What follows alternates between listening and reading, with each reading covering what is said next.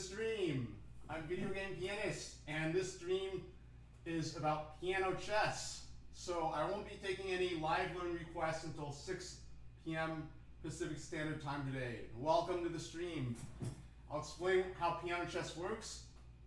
So piano chess is where I play piano and chess at the same time. Hello, Timo, Luca, Marcus, Chocobomb, The Nash, Ethan, Matthew, Duck, Timo, Lapis, Matthew, Alex, Ricky, Luca, Darren, Pato. So there's a link below in the lower left-hand portion of the screen about piano chess, so check that out. And that explains how to challenge me to a piano chess game, what piano chess is about, and so forth. So it's essentially me playing piano and chess at the same time. Before we get into piano chess, I'm going to play Blizzetta Phase 2 from Twilight Princess. And this was requested by Chocobomb11 from yesterday's stream. So we didn't get a chance to get to this piece yet, so I'll play it now.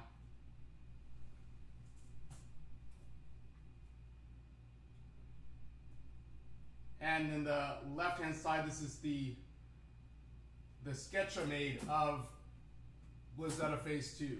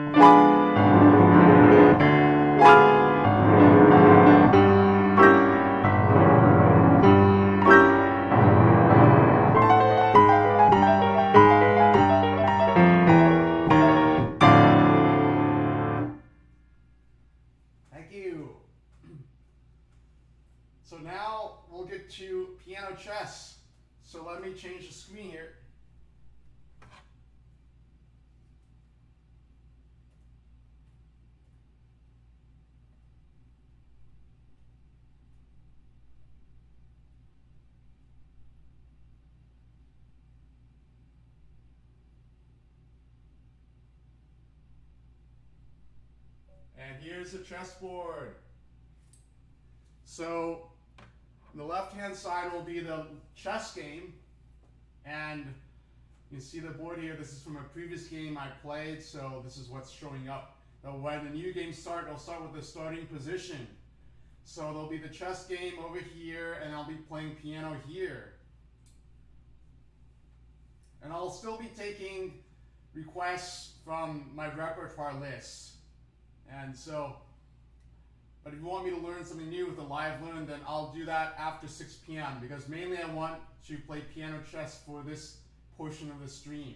Because if I do live learns now, then it's going to interrupt the piano chess flow. So let's get started. And the first challenger is by Lapis Lazuli. So Lapis is from the chat here. I recognize Lapis Lazuli. So I'll start the game, and good luck.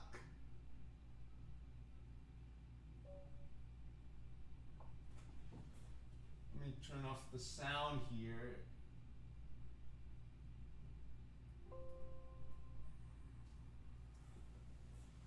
Let me plug in.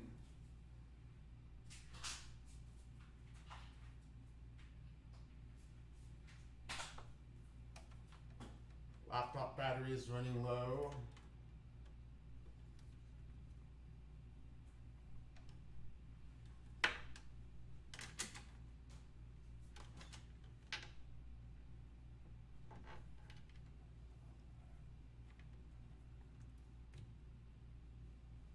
All right.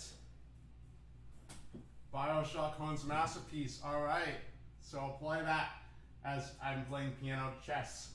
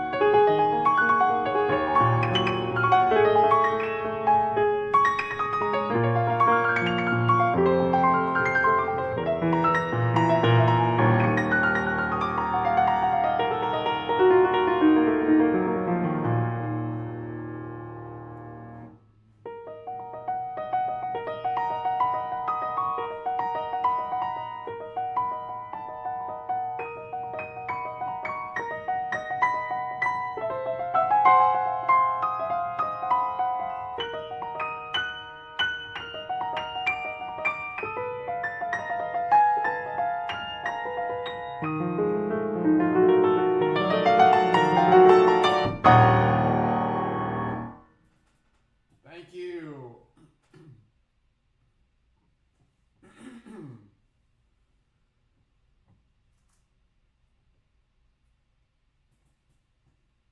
Hello, JG. So I may have to do the opacity of the of the setup here. I can try to change the opacity or the contrast. Yes, they are. It's a little bit funny with these colors here. So let me see. It's because I have. There we go. Thank you, JG. I had the chroma key on.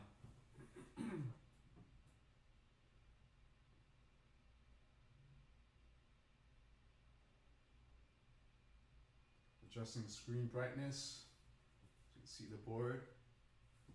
Now I'll go to the next piece. Piece, not in the chess piece, but the music piece.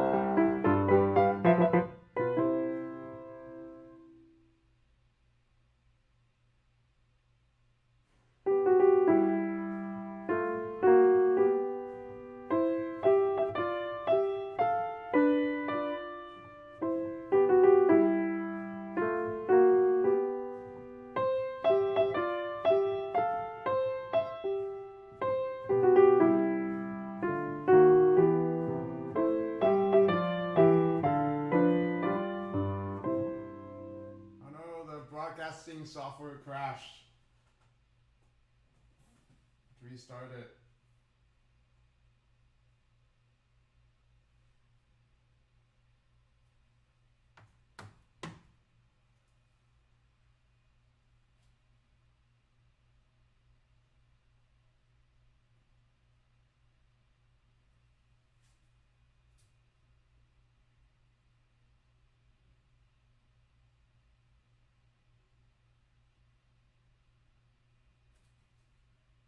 Mm.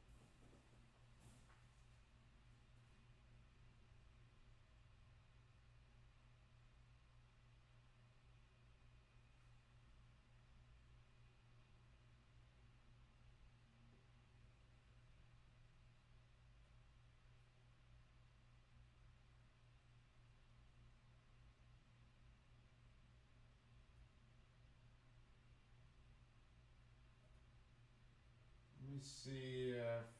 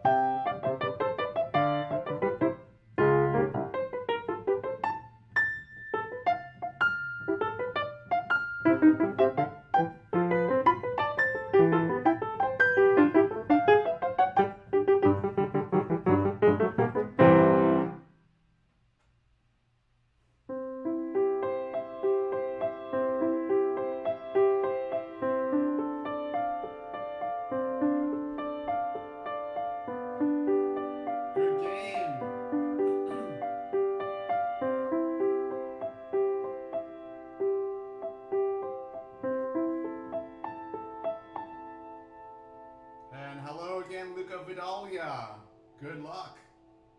So by the way, I'm taking challenges with no increment. So just 3 minutes, no increment.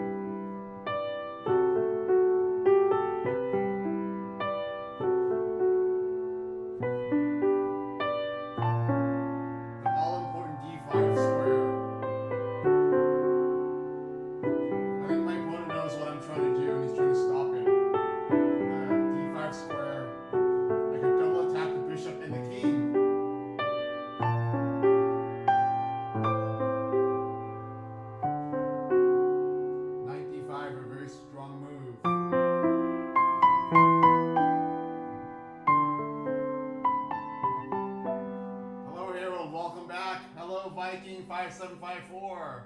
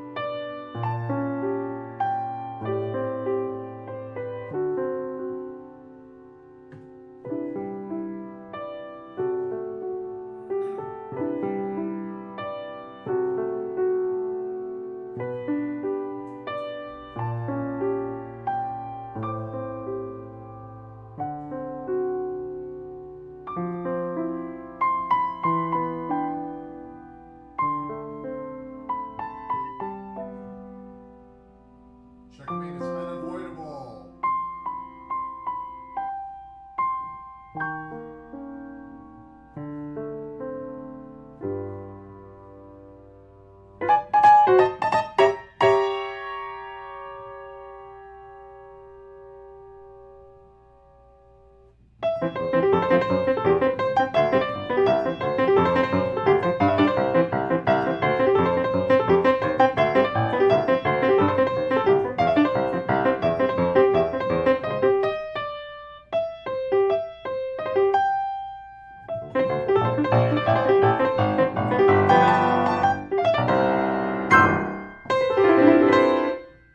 Good game. And let's get to the next game. Easy low chocobo. It's supposed to be a 3-minute and no increment, so no 8-second increments. So I'll have to decline that challenge, but you're welcome to challenge with the revised time control.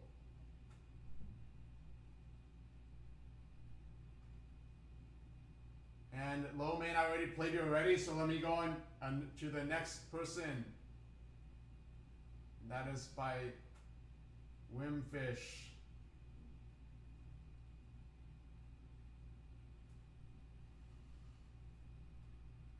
Good game, Luca. Good game, good game. I like that your development in the beginning was good, but then you need to make sure that your light squares on the queen side don't get too weak, because then I was able to maraud on the queen side to win that rook on the a8. And you could have tried to get more counterplay. You could have castled and tried to get some counterplay, but I think objectively, white was winning in that position after queen takes a8.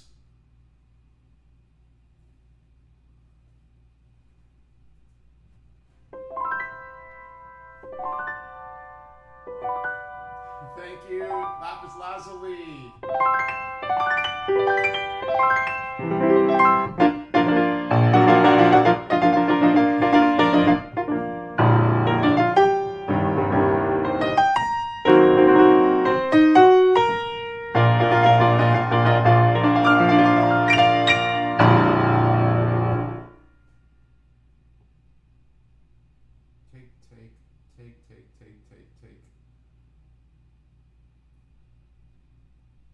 I'm playing aggressive.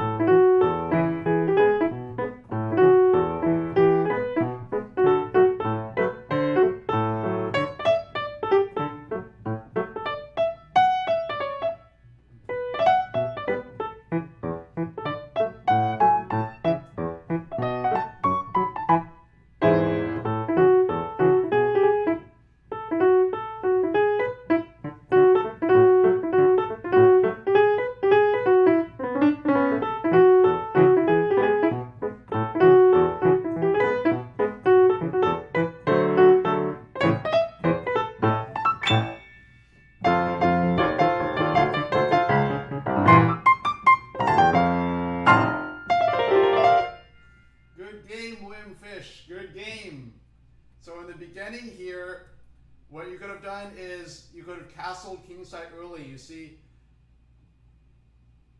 after, instead of h6, you could have played bishop e7 on your 7th move and then prepared castling short. So h6, after queen takes f6, knight d5, I start to gain the initiative. Now instead of queen g6, you should have played queen d8. You should have moved your queen back here. Let me see if I analyze the game here. So here, should have moved queen d8 here. Because now, knight takes c7, queen takes c7. You're defending c7. So you have to make sure, be aware of these threats when I play knight d5. Because this you have to make sure that, you know, this double attack, be aware of this fork here. So after, instead of h6, you play bishop e7, and then I probably play like rook e1, and you castle. And then you get your king to safety, you have control over the center, you have good development. White has a slight spatial advantage, but black should be able to equalize. I mean, white has slight plus here. But, okay, now you know for next time. All right. And we have, I see Easy Low Chocobo has revised the time control. All right, good luck.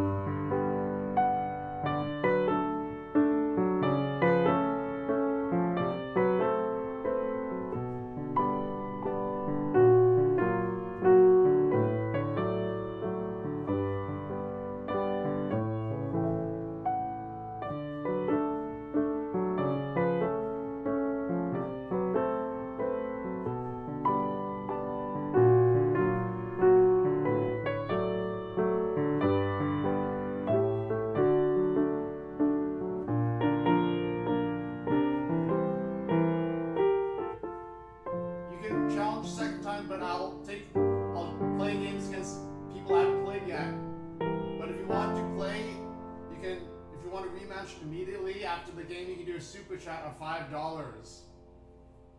But if not, then I'll take any rematch requests after I get through people I haven't played against with.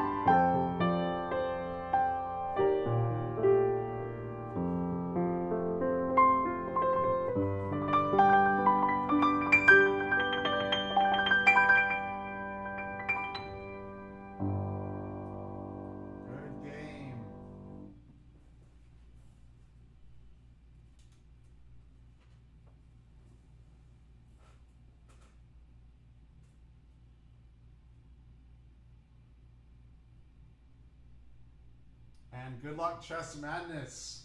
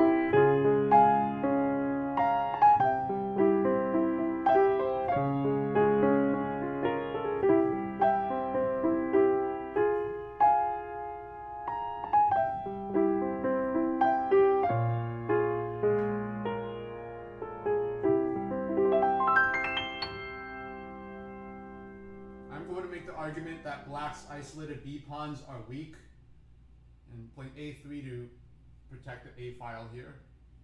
So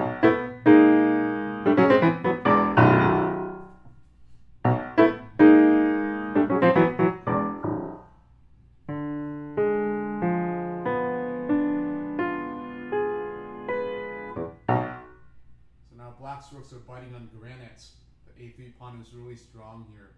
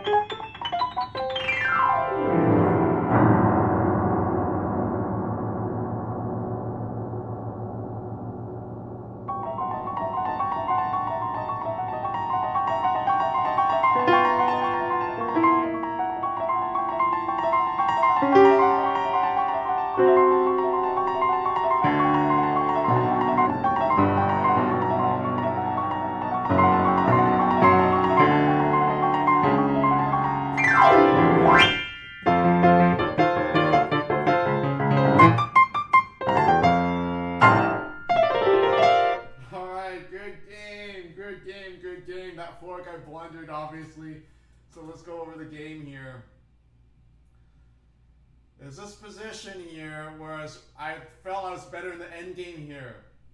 Entering the endgame after queen takes b6, white has a slight plus. If we put on Stockfish here, I'm sure the computer is going to say something. Let's see what Stockfish says. +5. Oh, +1. Okay, so +9. Okay, so white, yes, white is a clear advantage here because of these pawns on b7, b6 are weak. And it's just white has more space. The d6 pawn is isolated. b6, b7 is isolated. So white has certain targets to play against in the endgame. You see white's structure of the pawns on a2, b2, e4, f2, g3, h2, they're all really strong. So let's see what happens. Bishop e3 attacking b6, rook a6 protecting b6, rook d1, and d6 pawn on a3. Now black's rooks look silly because now the rooks on a6 and a8, they're just biting on a3. The pawn is very strong.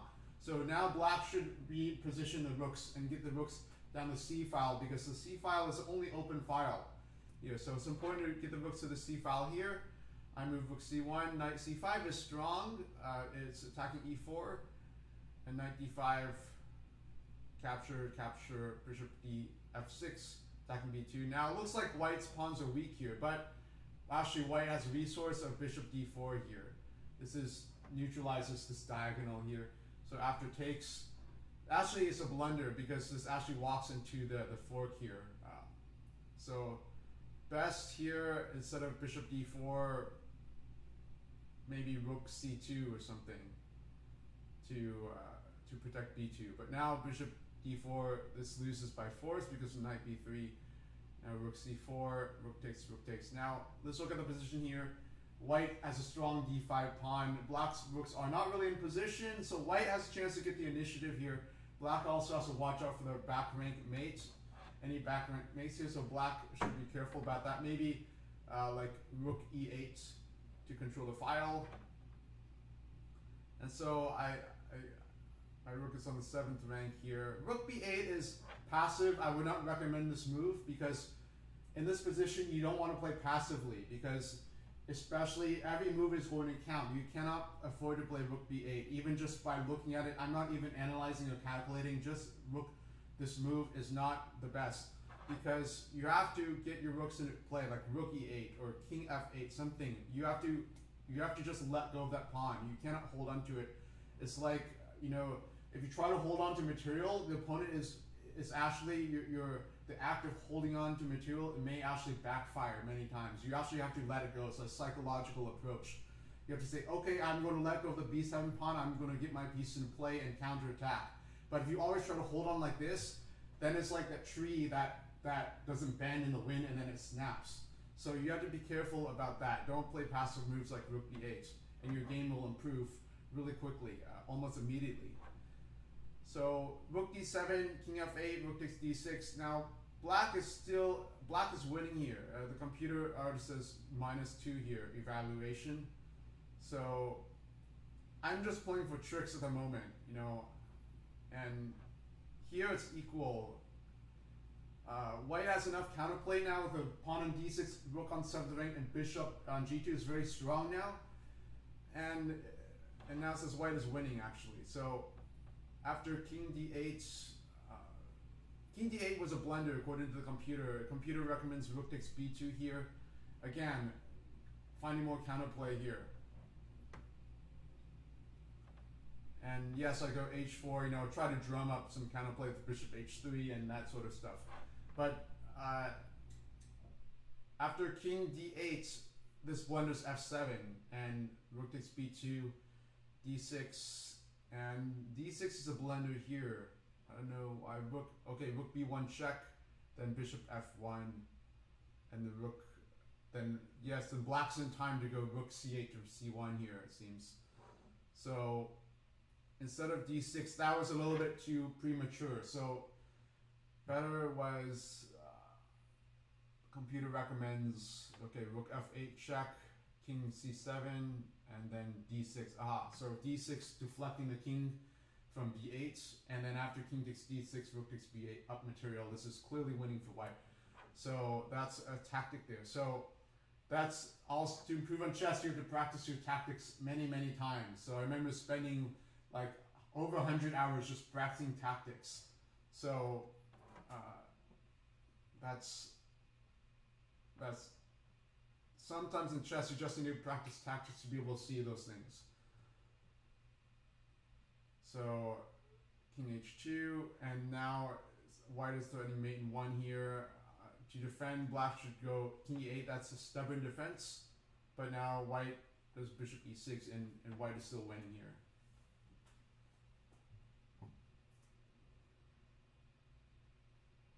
Okay, a good game. Hello, Kaiden.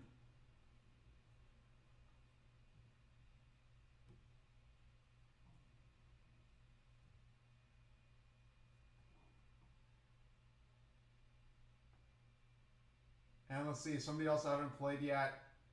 Reminator. Okay, good game. Good luck. Hello, Kaiden. I'll play Dearly Beloved.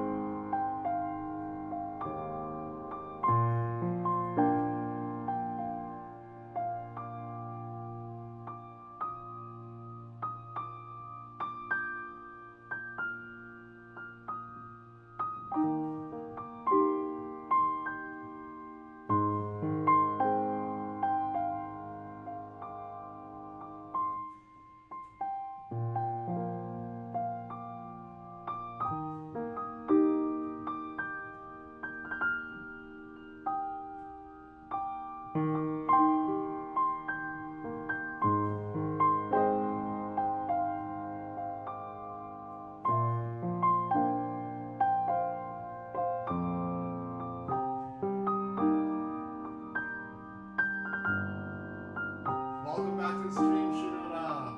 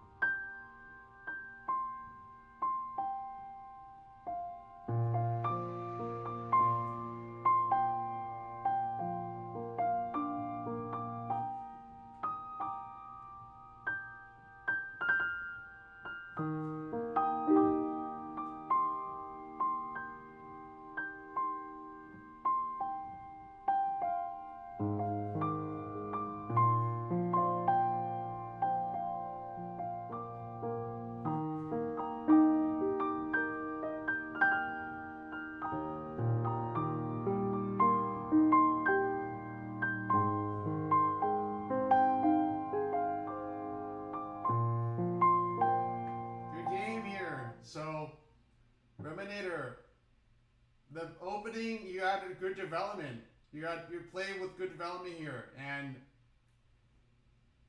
so you have good control of the center. You castle your king, you move your king to safety here. Now make sure you don't lose a pawn here with b4. Some openings that's possible. You can play d4, but in this position, I believe b4 doesn't help much. Okay, computer says black is slightly better here, and black is slightly better in this position here. Knight g4 and knight e3, bishop c5. Okay, rook a2 is it's a blunder here. Be careful that knight there. That knight is eyeing the center, and also a2 here.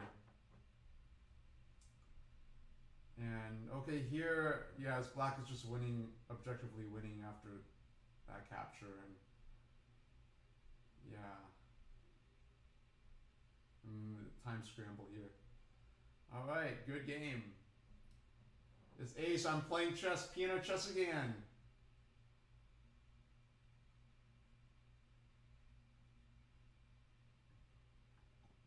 So let's go to the next request, the next challenge here. And let's play against, let's see, low main. I think low main was, I'll play low main first.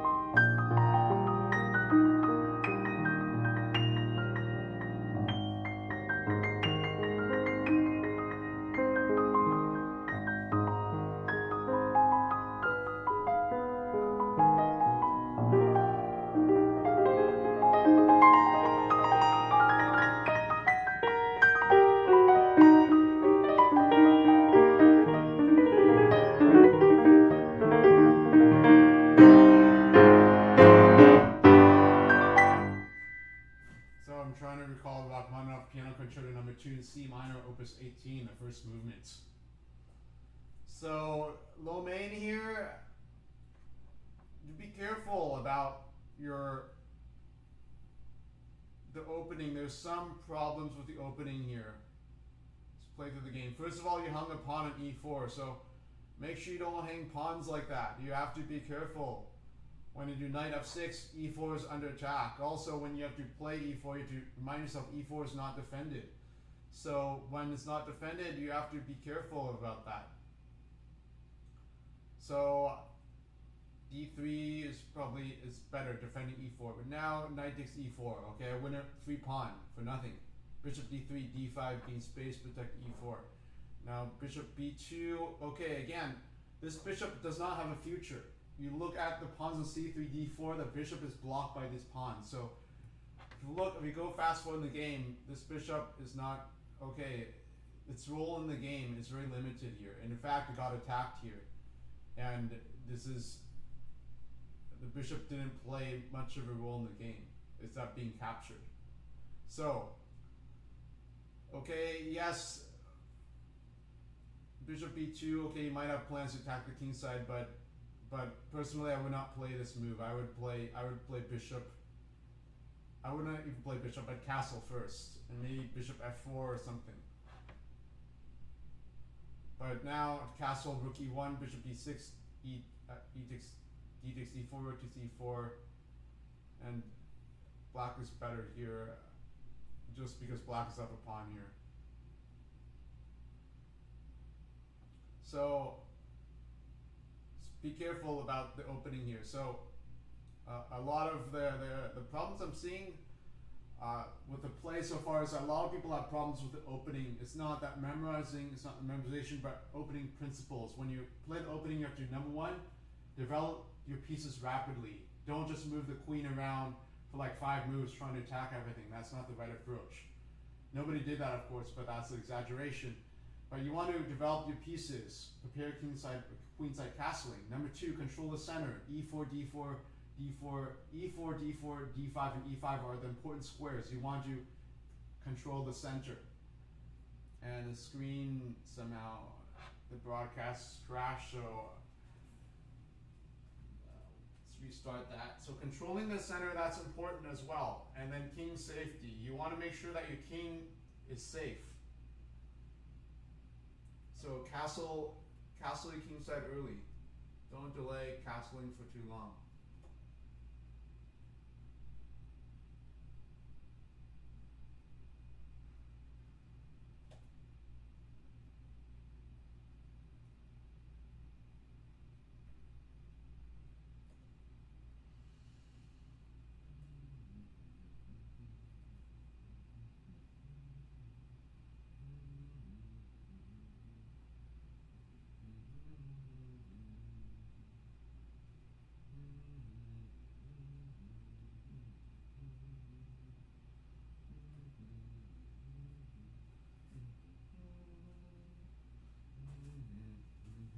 And then queen c2 is an unfortunate blunder, but already black is winning already here objectively. And hello, what are lures? So what are lures? Chess 960 game. I'm only taking requests for a standard chess game, not chess 960, and a 3-minute game and no increment. If you want to play a casual game versus a rated game, okay, that's fine too. Casual game doesn't have to be rated, but I'm only taking requests of 3 minutes of a standard game. So next up is Luca Vidalia. Welcome back and good luck.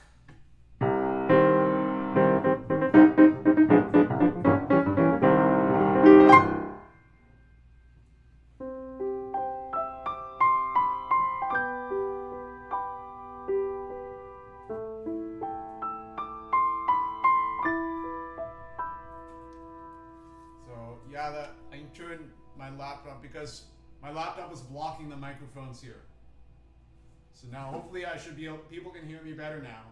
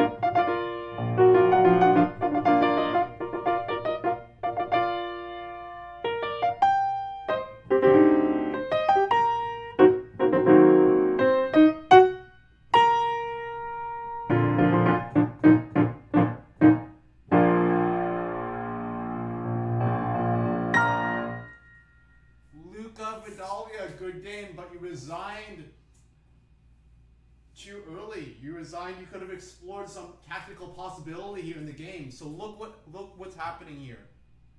Knight f6, exclam, because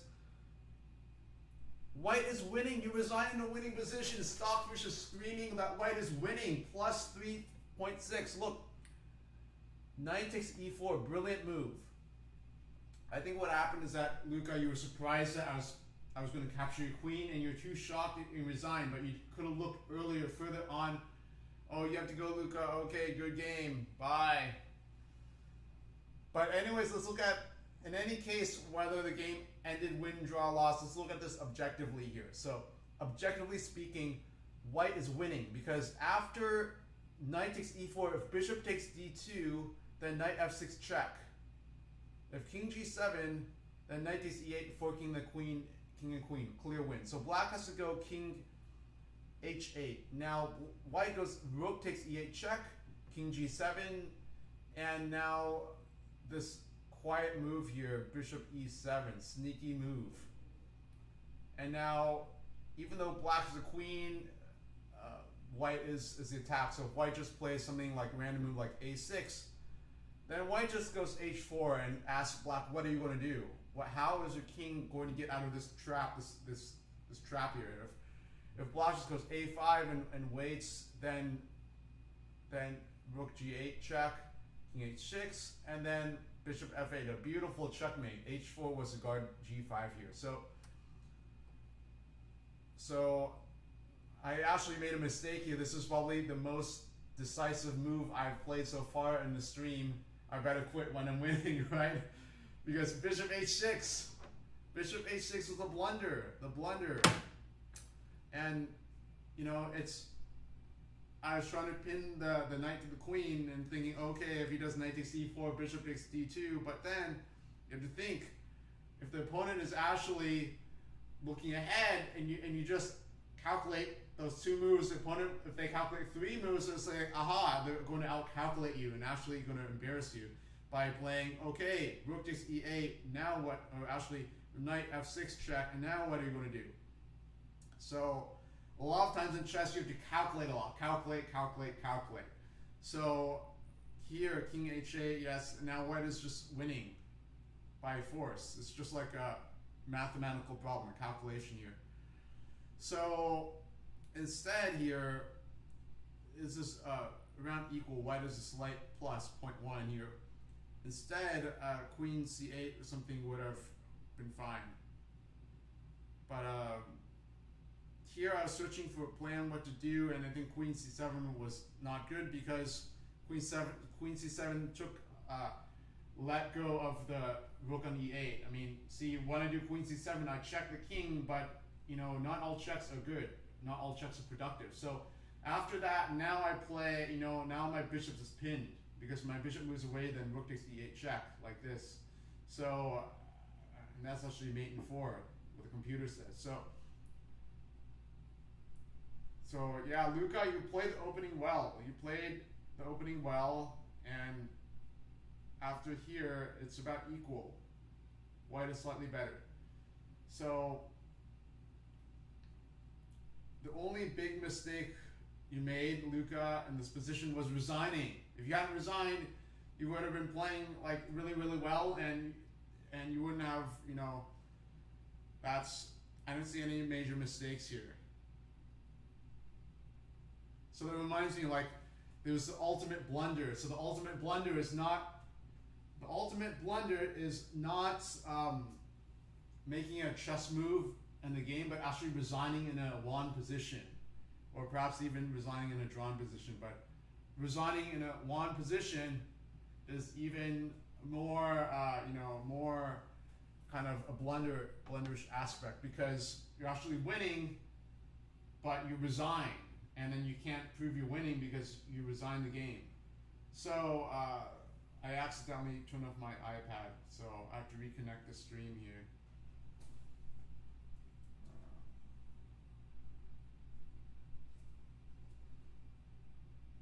So you can look up ultimate blunders in chess for some entertainment there.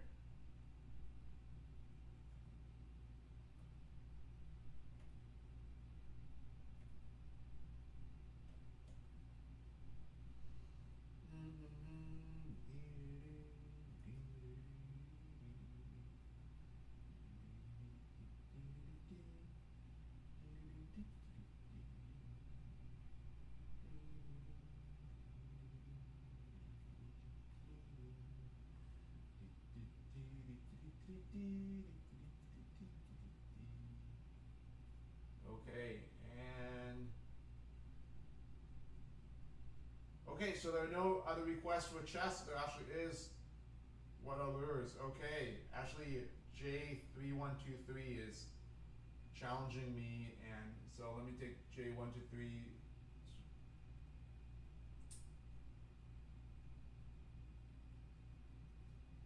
Okay, good luck. Good luck, Jeremy. I see what the 3123 means. Jeremy, G6, the pure defense here, G6. Or is black going to go for the hippopotamus? Okay, knight f6, e5, just kicking the knight away and just, okay, blundered the knight. Thank you. Yummy.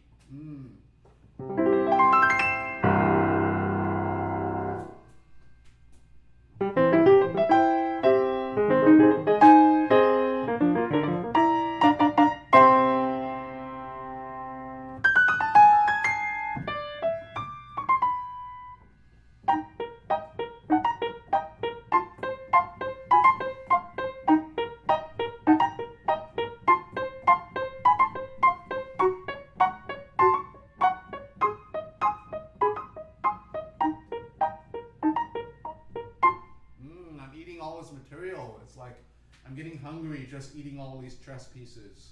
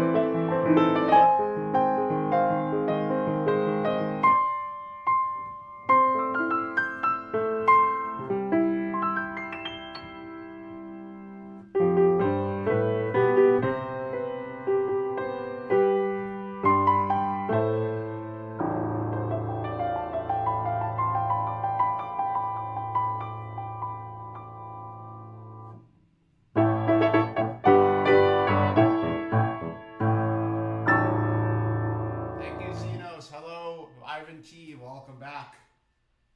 Welcome back.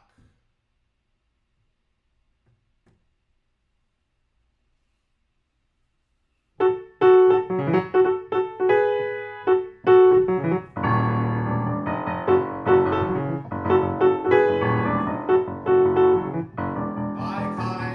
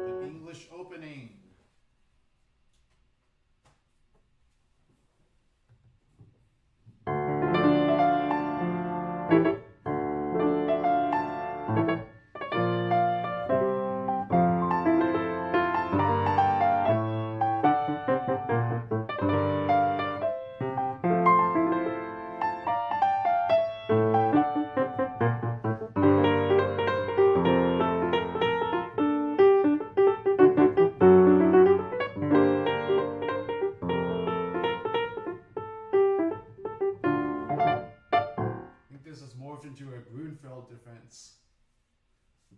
Chess Choco Bomb. I play the video games like on PC and the Wii U and 3DS. I have those systems. I grew up with the Game Gear, Sega Genesis. But for games not on those systems, I don't have a chance to play because I don't have those systems. So some of the games, some of the music from the games I have played, but some other games I haven't played. There's just so many games out there. It will take more than one lifetime to play all the games, all the video games out there. And plus, I'm working on my own video game too. And I'm working on my own video game, and maybe I can show you a prototype of the game sometime and play it. It's in beta testing right now. I'm designing the levels, the music, the programming. I'm actually programming in C#, and it's exciting because I'm creating a whole game myself.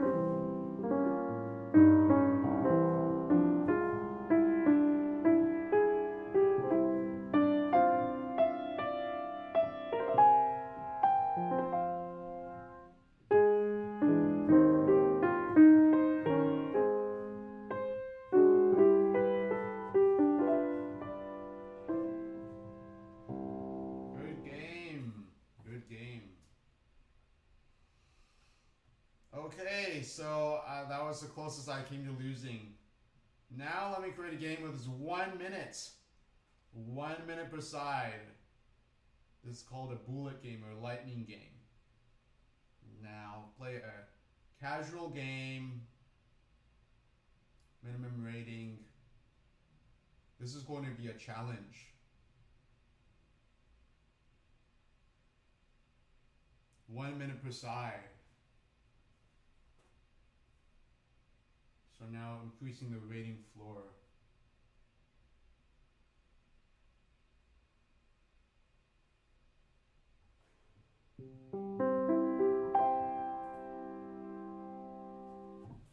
Check something on my streamer page should be on.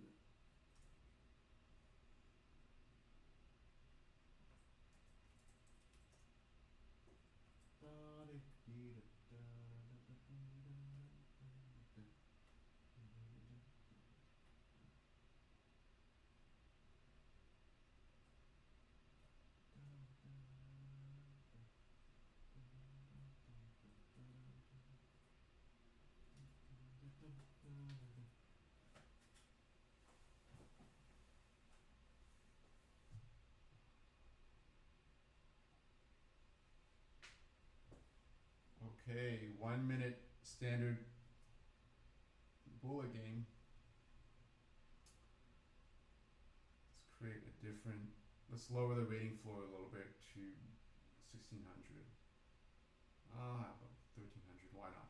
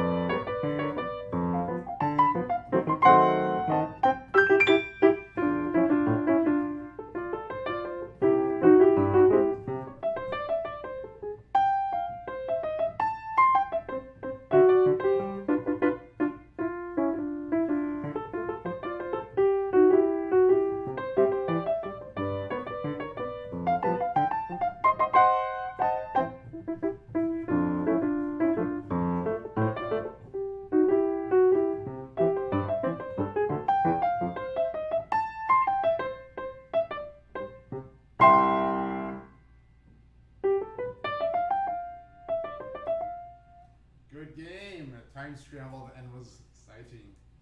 My favorite time control, and I like playing like classical chess. So like games 25 minutes or longer, or like a 15-minute game with like a certain increment, like 25-second increment that makes it qualified as a classical time control. That would be fun. But for the sake of the stream now, I'm just playing the 1 minute games now for now. Hope you had a good meal, Luca Vidali. Nutritious food.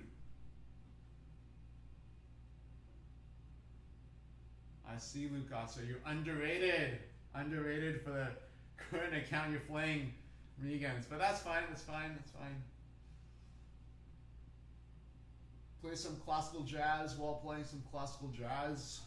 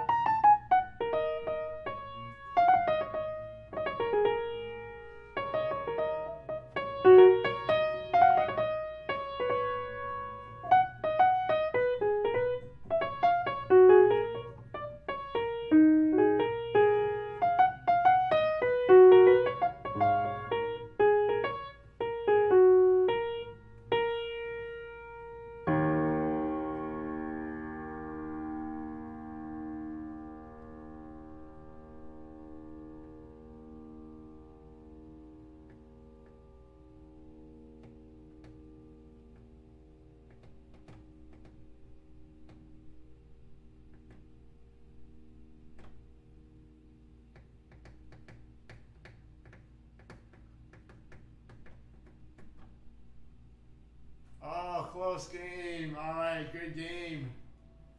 I lost because I ran out of time, but I was actually entering the time scramble. I was actually ahead. But my opponent, he was pre-moving really quickly. So pre-moving is when you can make a move before, and by anticipating a move, by making a move before your opponent plays. So when you make a move, you don't lose any time in your clock. So when you're low on time, what you can do is you can pre-move so that you can, like, say you have 0.1 second left on the clock and you're up material. Say you have a king and a queen, your opponent only has a king. You can move your queen around and do a lot of pre-moves, and you can actually win a game by not losing on time by doing pre-moves. So that's what happened at the end. The game got, each side had like less than 1 second or so on the clock, and my opponent was pre-moving. And I was pre-moving too, but I wasn't pre-moving all consistently because I was, on the iPad it's harder to pre-move quickly, but with a mouse you can do pre-moves really quickly. So what happened is that I was pre-moving, but my opponent was also pre-moving, and then my opponent won in time. All right, close game, good game. Let's play another game.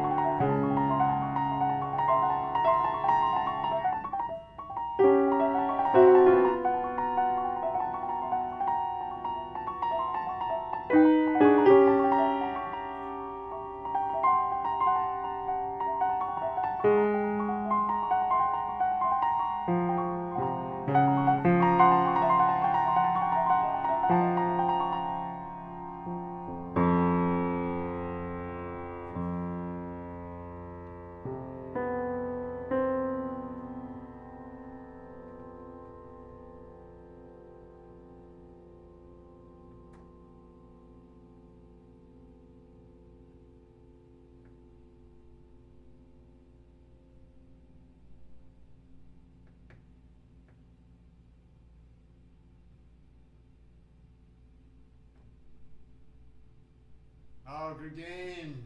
Ran out of time there. Alright, so the beginning my opponent had a kingside attack and went for an attack, really strong attack. And I meant to play queen f4 check instead of knight f4. Queen f4 check would have forced a queen trade on the board and lessened white's chances of a decisive kingside attack. But I felt I still had chances. I mean, even after queen knight f4, after knight f4 here, you know, it's okay. I meant to play queen f4 check, queen f4 check, forcing the trade of queens here. But after knight f4, the text move h5, yeah, black is still winning according to the computer. Black's computer says g5 here, and what does that do? It just traps the queen. So if white plays king b1, bishop b6, and black just develops normally. So g5 exclam traps the queen there.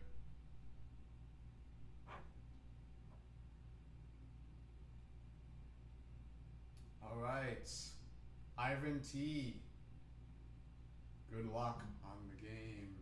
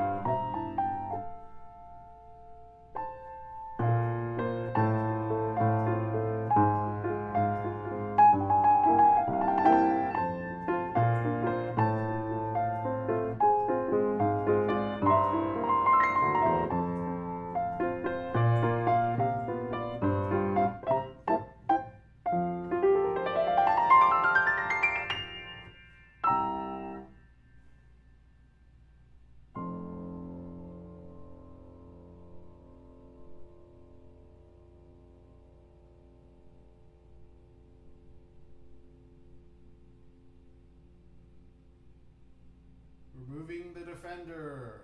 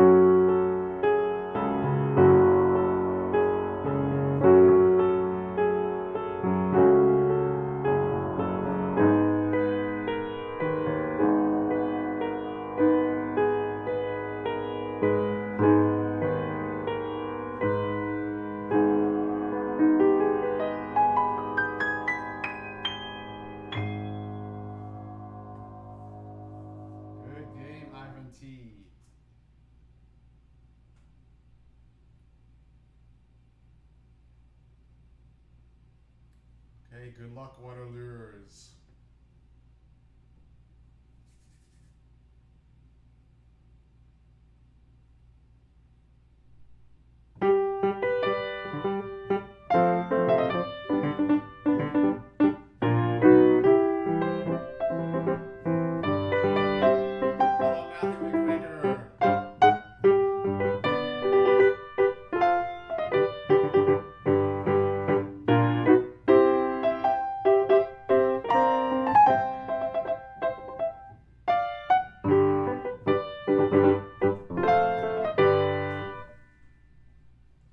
Start the streaming application.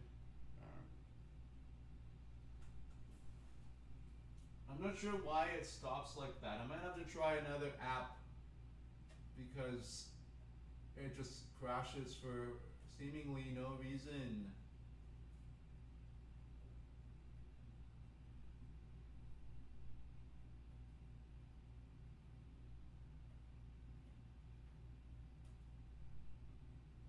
I paid the full version for this app already.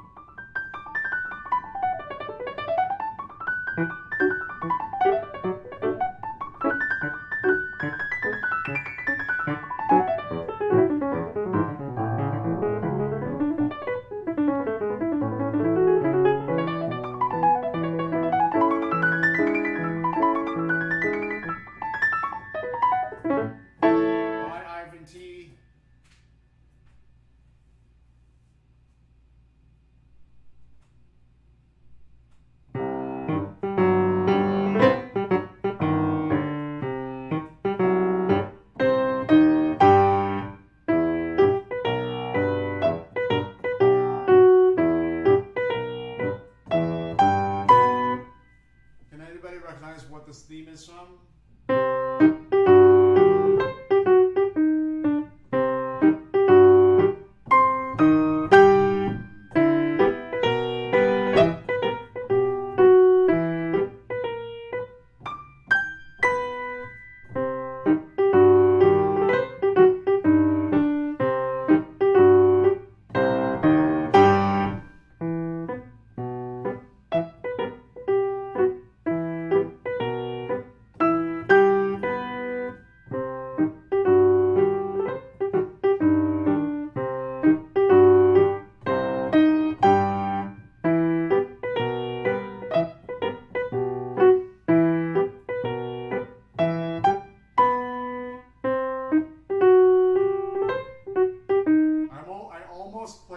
C8 check. I almost.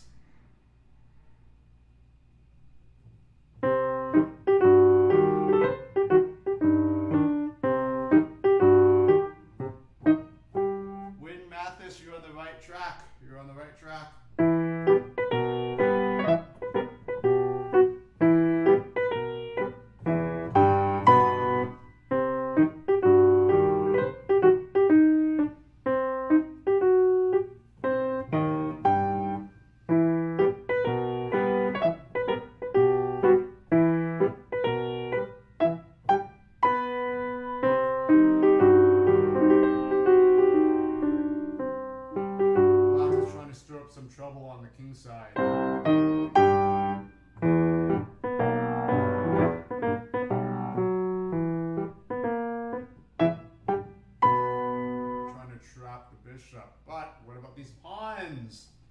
These pawns are rolling down the board.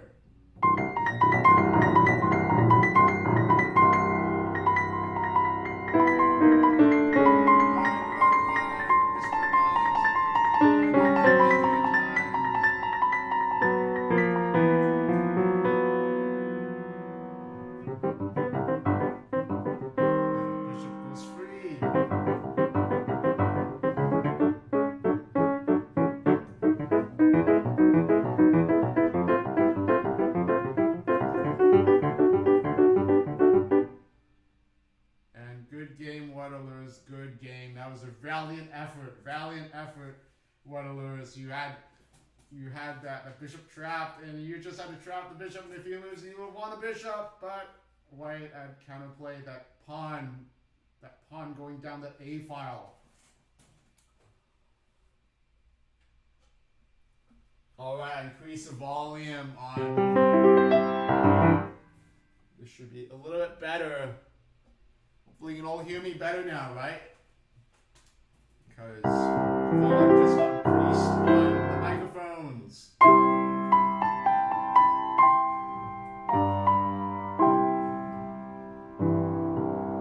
Matt C, I'm making a game where it's called the Grand Cube, where you're a cube and you have to avoid hitting other blocks as you travel through this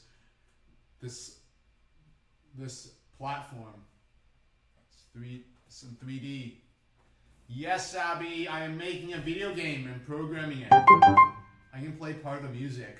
This is the music I played, programmed, composed.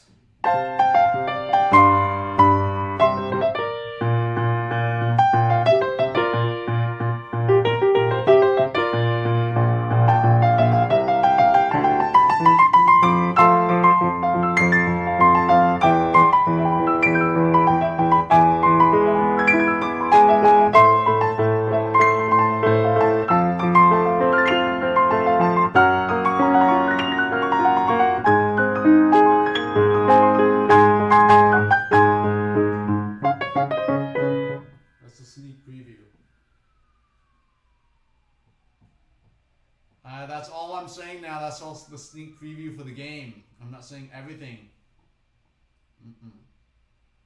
Okay, new game. 1 minute game.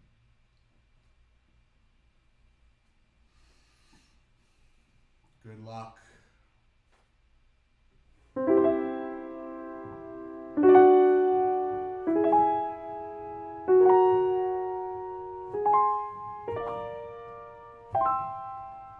Playing fast here. I don't know why it says black was on white is victorious. That's the bug. That's from my previous game.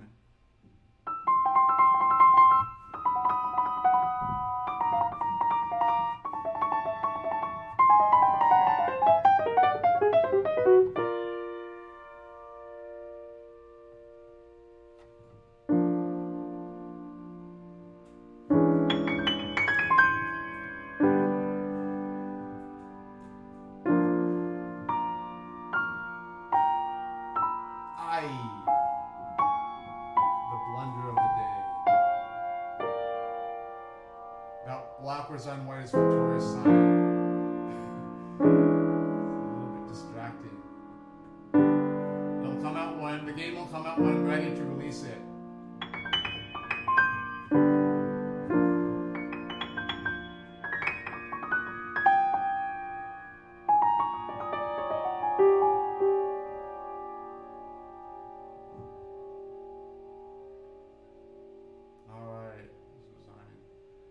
The sign here, white resign, black destroyers. I don't know. The sign needs to go away. It's a little distracting. Let me restart the app.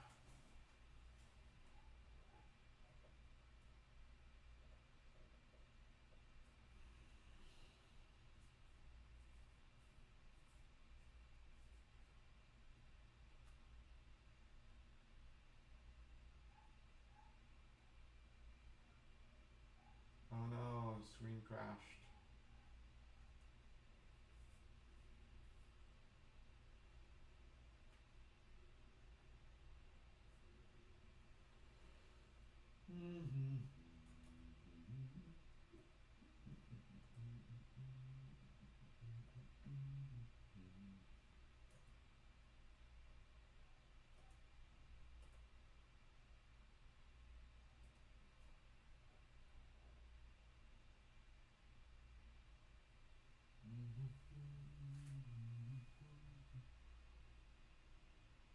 Yes, that was a song from the game.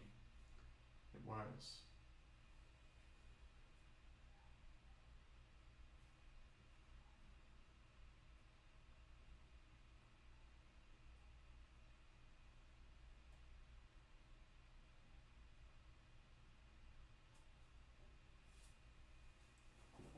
Okay, and a new game.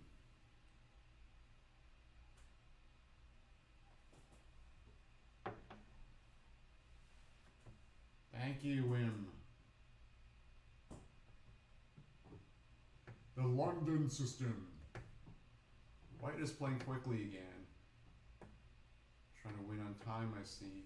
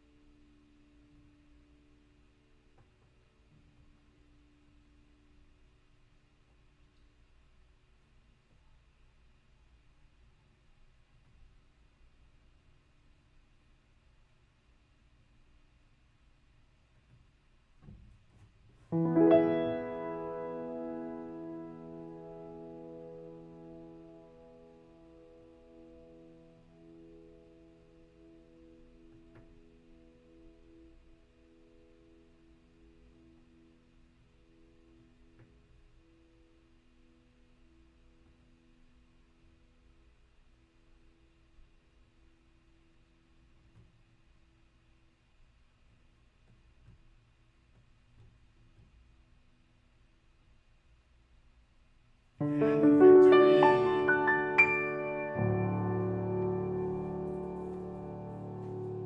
Good game. Thanks, Amy. Thanks, Amy. And that was actually a rated game. I didn't realize it was a rated game. I gained 17 points from that. Woohoo! I'm almost 2,400. Close to 2,400. I actually didn't want to play a rated game because it's risky. I might lose rating points. So, go back here. Casual.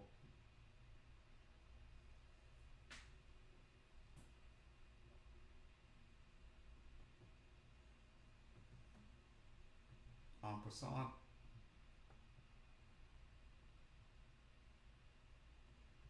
Black sacrificed a lot of material. Not a lot, but it's unusual. I haven't played against this. I don't think I've ever played against that.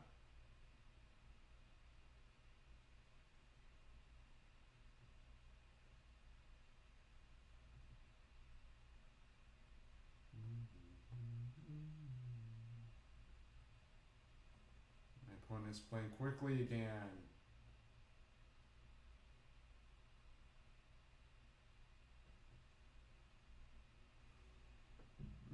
Trading the rooks.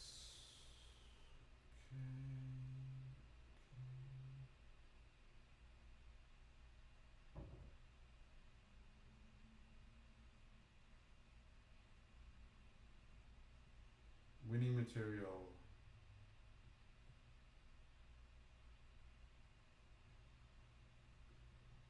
Mate in one. Alright, good game.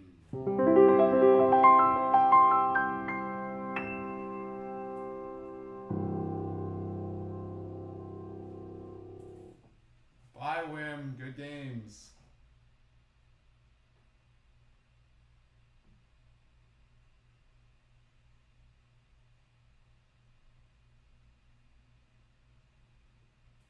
New game.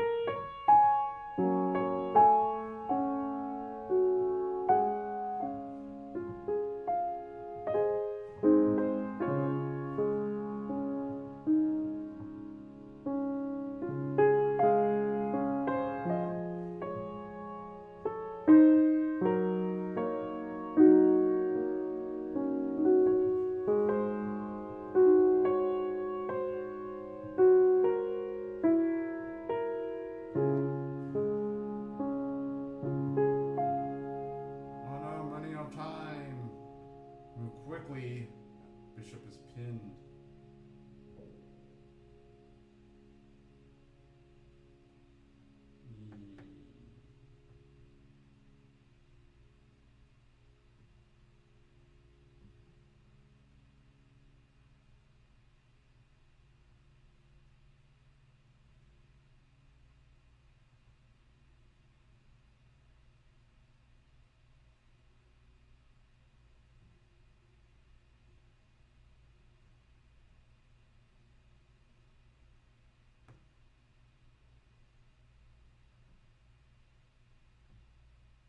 This is kind of like the reverse fool's mate. Not fool's mate, I don't know what it's called, but the two move checkmate is one when white gets checkmated or checkmated on after f3, e5, g4, queen h4 checkmate.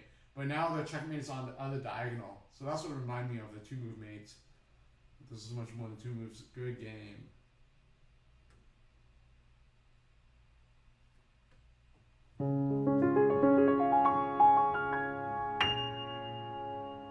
Welcome back.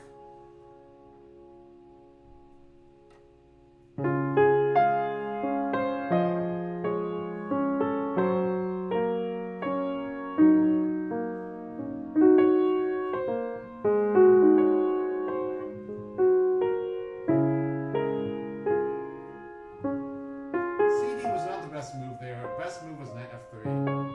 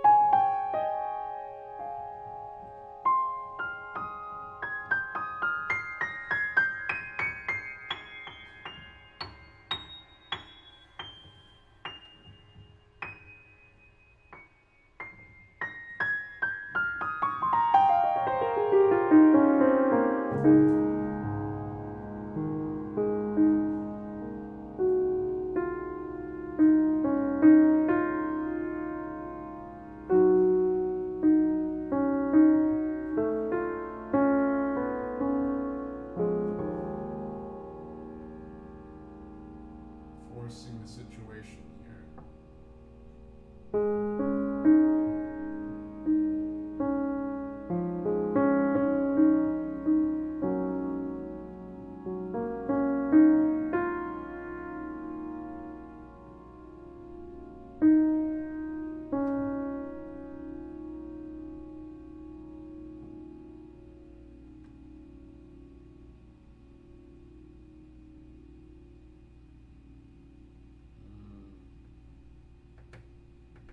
I just want to try to win like flag or something. Ay, ay, ay, ay, ay.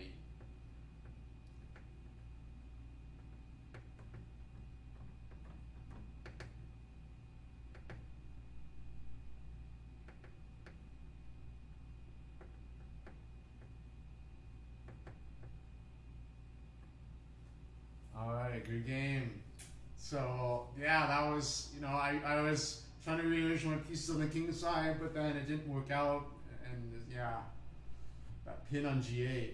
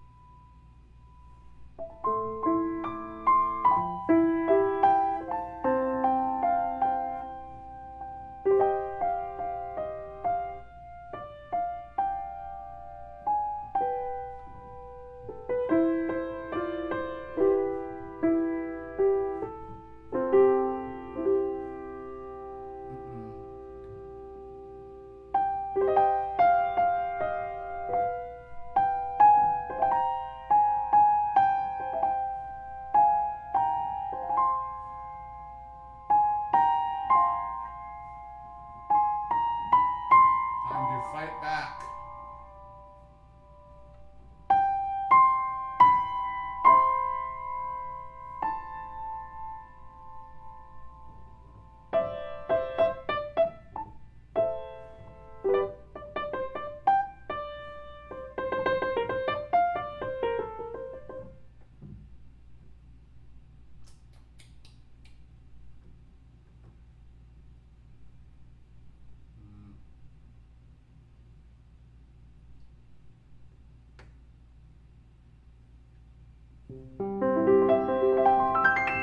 I thought it was my opponent's turn for that last move there. That's why I ate up so much time. Good game.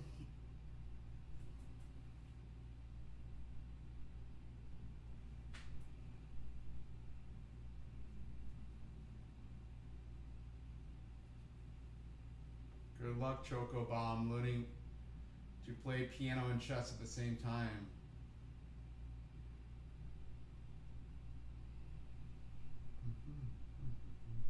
I've looked at this opening here with Stockfish. Stockfish recommends not developing the knight to f3 immediately because of that annoying pin on bishop g4.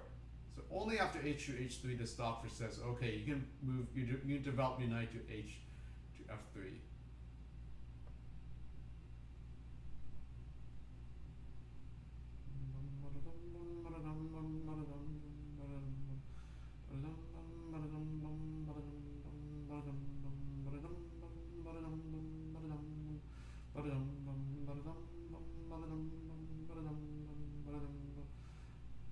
Have some fun here. Actually, that doesn't work, unfortunately.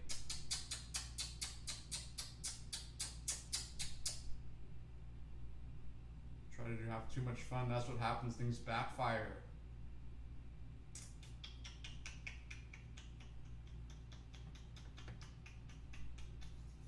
Black's position is solid here.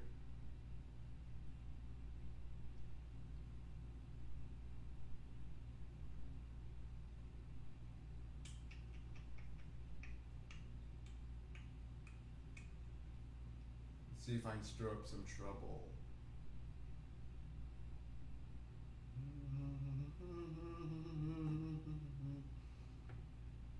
Okay, okay, okay.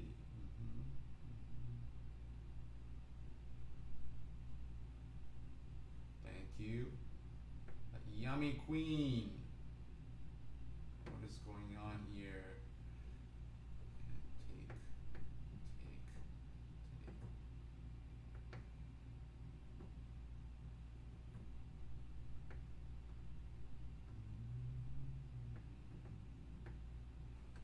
All right, good game. So Black's defense of the king side was really strong, even up a queen.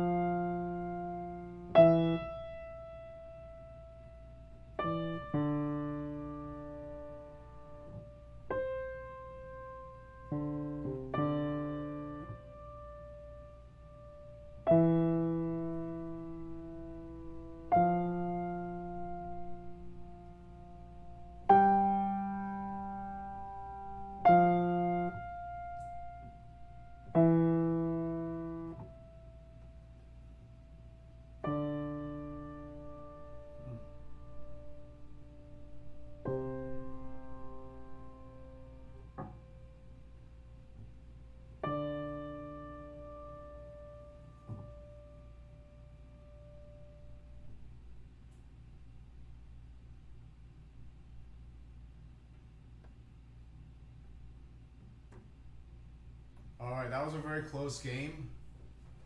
That allowed me to cover d2 with that knight trade. I was lucky because white actually helped me achieve my plans. In that game, if white had just done a bunch of other moves and white's king would have been safe, more safe that way, or even like king b1, just taking time out to defend a1, because here computer is going to say like white is winning point +3, +6.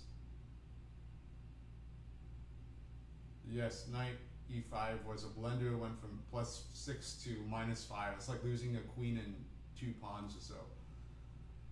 So if just takes here on d8 and white's winning. So I mentioned king b1, so I cancel. King b1 here, taking time out to guard a1 is also good as well.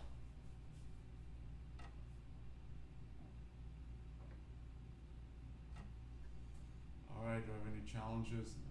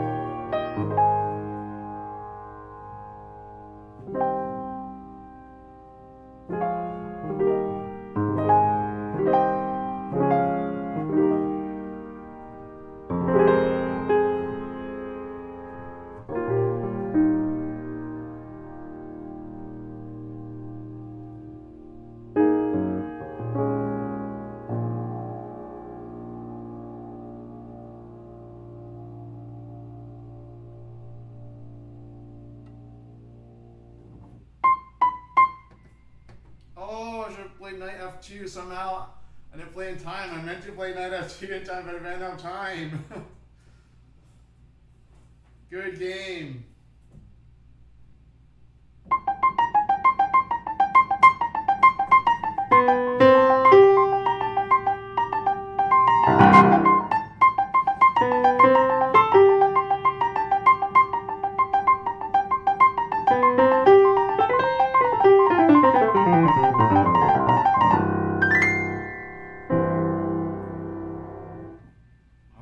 It's okay, it's okay. It's not a rated game. It's just a casual game.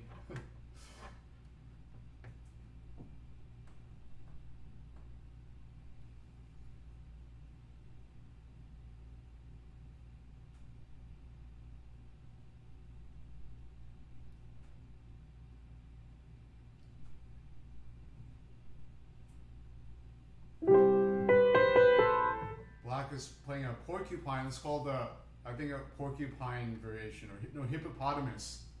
This is called the hippopotamus opening, where Black has this structure here.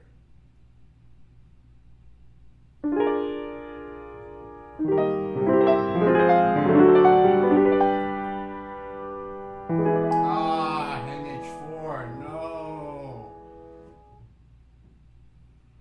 I was too ambitious there. That my plan was a little bit too ambitious.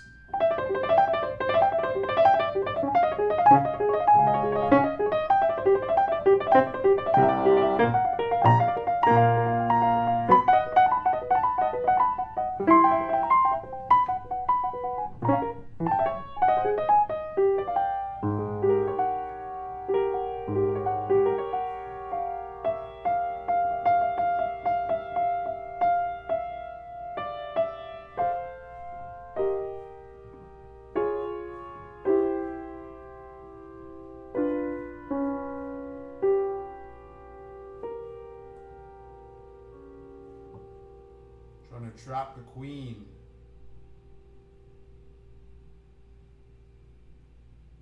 No, I don't think it's going to work.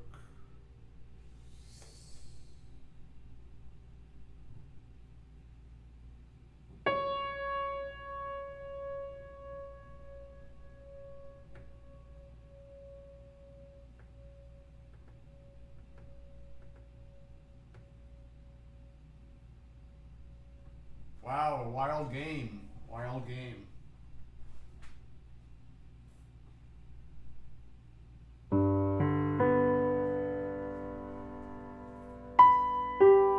Never to play openings named after animals, so let's see, that means no bird opening, no hippopotamus, no hedgehog set up in the Sicilian.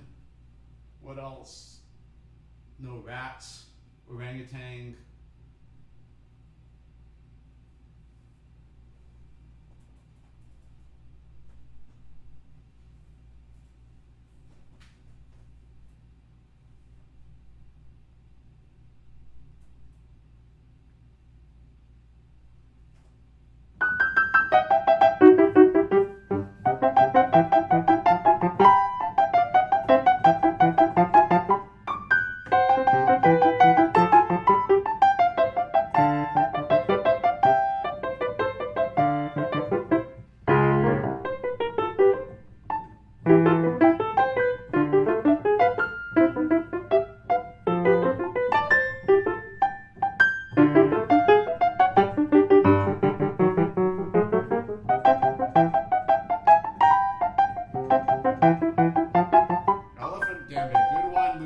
Good one. Elephant Gambit.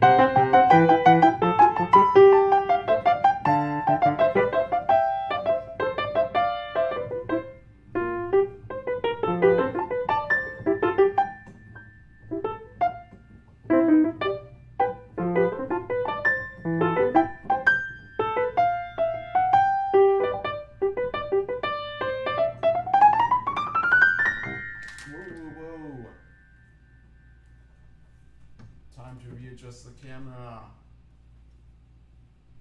Knight takes g6 is coming up. Let's see if my opponent sees that, but it's hard to block that threat. Knight takes g6 is looming in the not too distant future.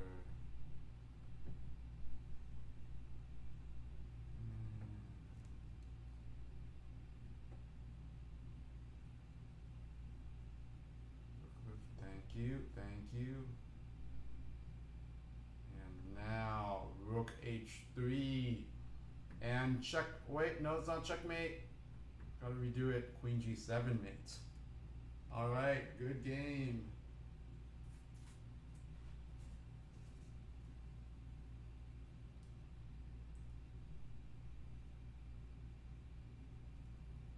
why I have to tape the tripod down like this, the tape here. But maybe I shouldn't reuse the tape so often. This is the third time, the third time I'm using the same piece of tape here. All right, next challenge is by Luca Vialia. Good luck. Good luck, Luca.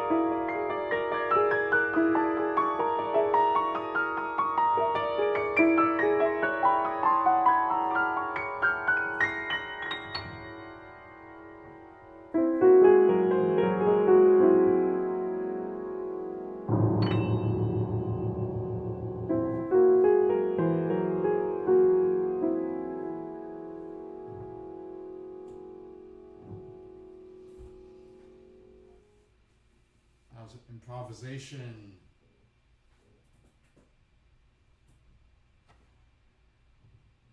Shane Wald would teach what? Joke Obama, yes, I can read sheet music.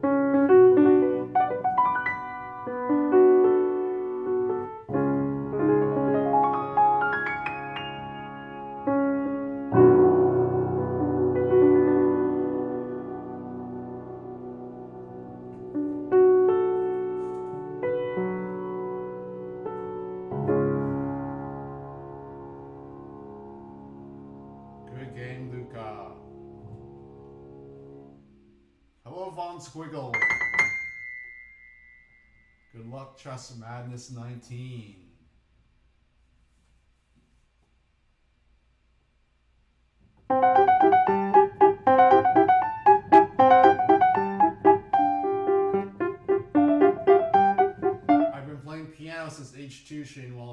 helps a lot. And also a perfect pitch, and also play, yes, I've heard of this music for a while. I made a video of that piece on YouTube several years ago, so you can check that out. I think it was like 8 years ago.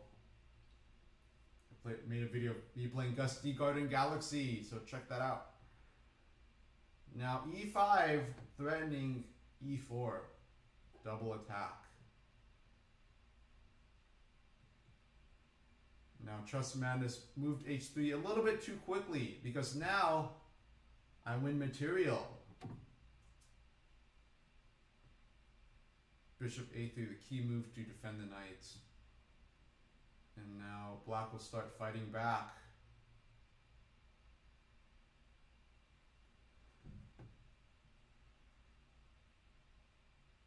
Now what is the continuation here? I see Queen A5. Queen A5 here. I see Shane Wall. Continuing attacking the knight, I see. How do I protect the knight?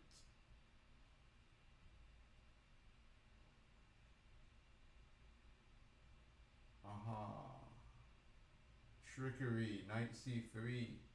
And queen takes B2, then knight takes B1, exclam, the queen takes A3, then knight takes A3. Take. Now, just grab a pawn here.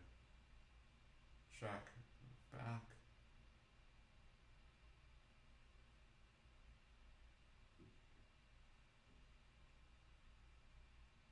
Actually, rook C1 was stronger.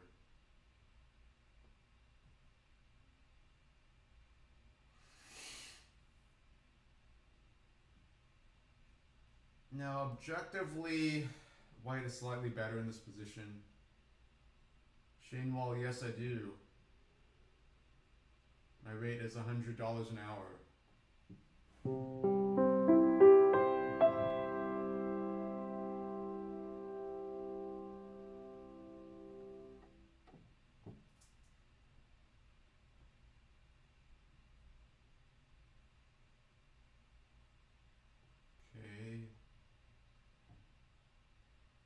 White is getting more active, but the king is not that safe.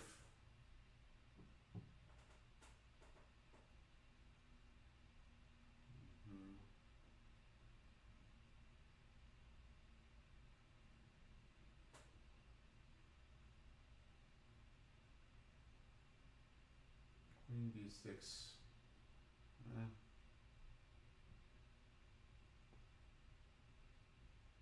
That knight on D4 is really strong. It has a lot of influence.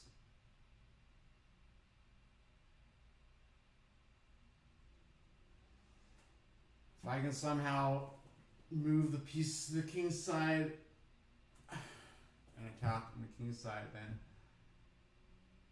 I would be in better shape.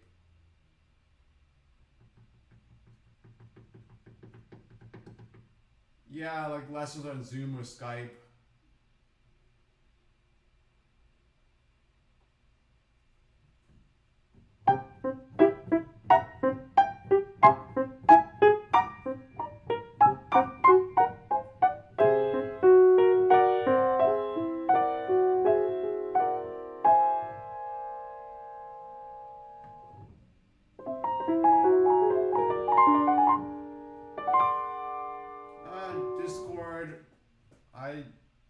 I don't do Discord for piano lessons. I mean, Skype is at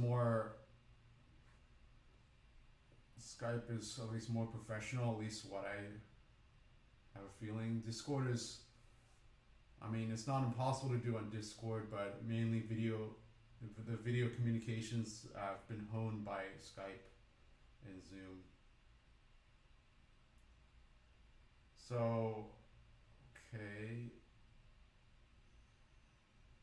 I see what I'm trying to use, set up the sneaky attack here. But, Okay, I just trade queens. I just saw that I can trade queens. I'm not in really big trouble. And let's kick the knight away. And now black's king safety is improved. Takes. Attacking the pawn. Okay, making a pass pawn on the queen side.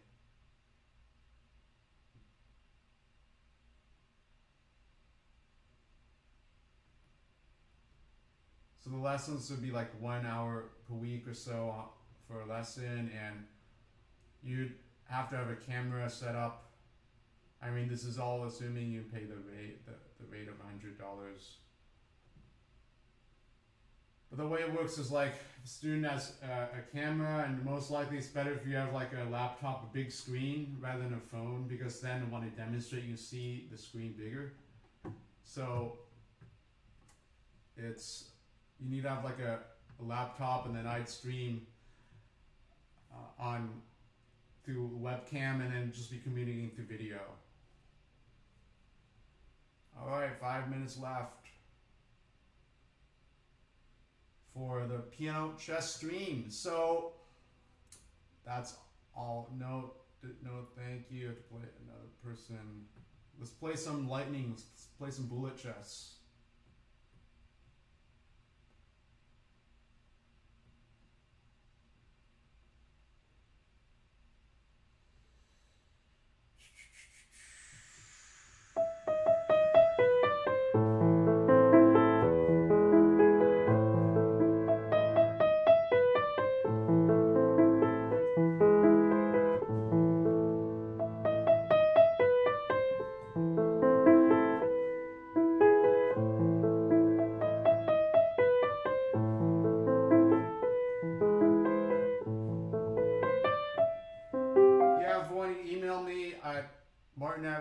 Pianist.com, and then we can talk about the lessons.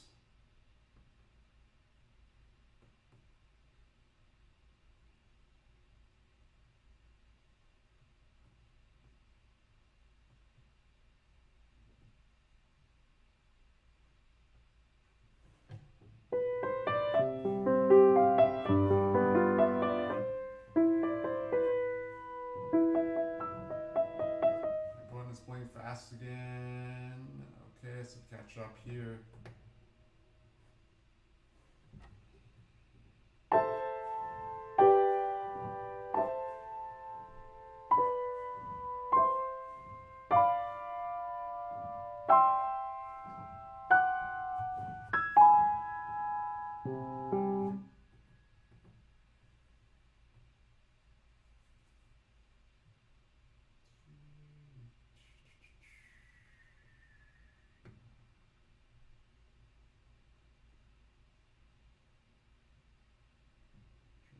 Pieces of action.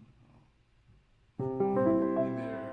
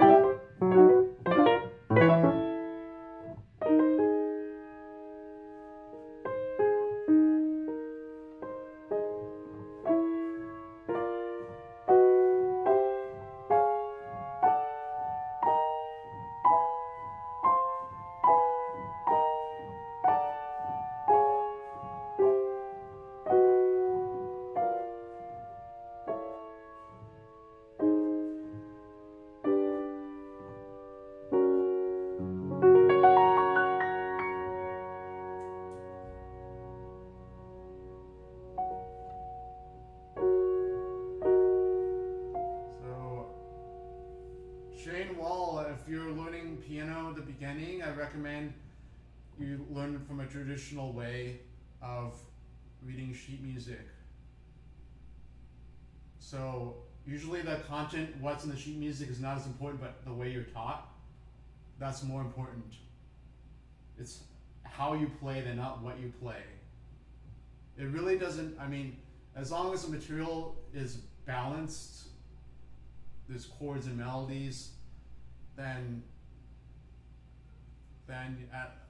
if you're learning the correct way, and that's important, because not all piano teachers teach equally well or have the same amount of knowledge. So it's not like when you go to, it's not like ordering food at a restaurant where like the certain food that you eat is, may play a factor, but when you learn pieces in the beginning, it's more important how you play, and not only how you play the piece, but your actual physical approach as well. I see you in percussion, so that helps because the piano is a percussion instrument as well. So if you play like marimba, then it's like,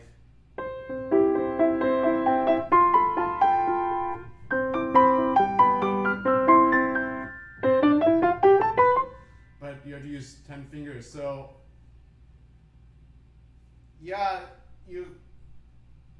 so having a teacher will help you more than videos. So when you play percussion, actually when you play piano, you have to avoid playing piano percussively because you have to make it sound like a singing instrument. Yeah, I went to the NAMM show earlier this year, and they had a xylophone and marimba, and I just played it. I played the Mario theme on it. Yeah, it's fun. It's like, yeah, that's great. You have experience with the xylophone. So what I recommend, Shane Wall, is that you learn the proper technique, because you have 10 fingers. So it's about, assuming you're having 10 fingers, okay? So some people, they're born with 6 fingers in one hand, but assuming you have 10 fingers, you have to learn the technique. And for example, you have to learn wrist flexibility, because the wrist is very important in piano playing, how you use the wrist, right? Because when you play piano, it's the even imperceptible motions of the wrist will affect how you play the piano here. So this is all documented in the way people taught in Russia, is that they develop wrist flexibility from the very beginning, how to use the wrist. Because if you imagine my wrist is locked like this, the playing will sound like, this is equivalent to a throat of a singer. So like, if the throat is tight, then it's going to sound like this type of playing. But if you know how to use the wrist correctly, then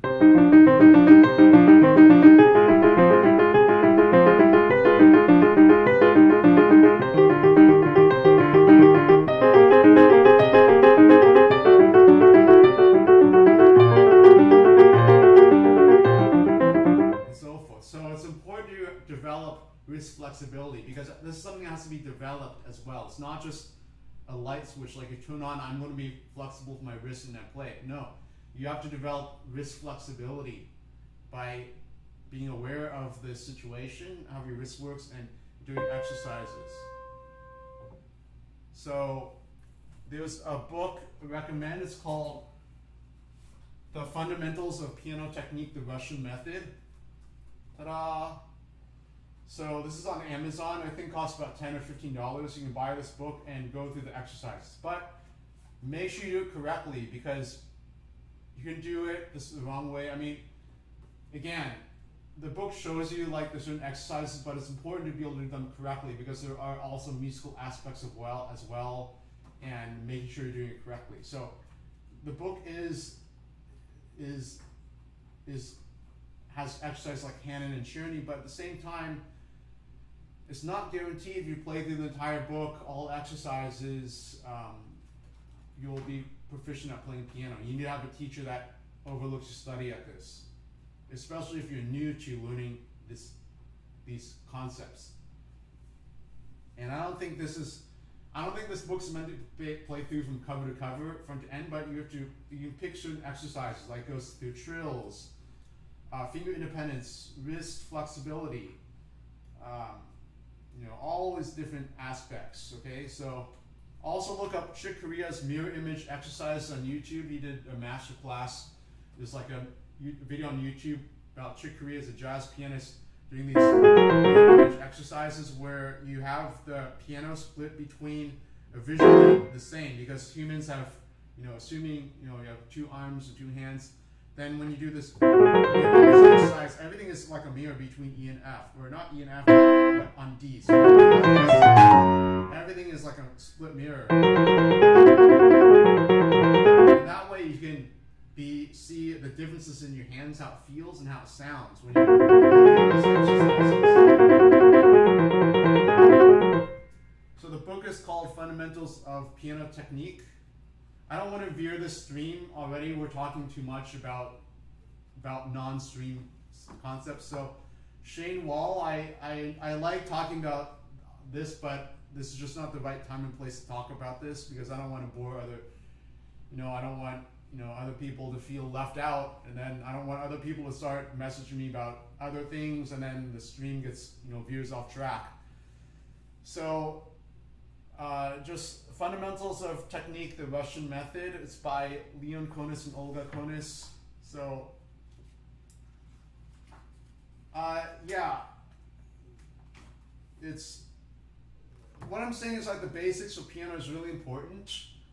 I'm a really big proponent of practicing the basics. It's like basketball players, they practice free throws. Like basketball players, they'll practice free throws like 20,000 times. Like I'm always a big proponent of practicing the basics. Like even for me, I still practice the elementary parts of piano playing, like the really basics, because it's really important to have that foundation. Because I'm talking about developing a foundation at piano.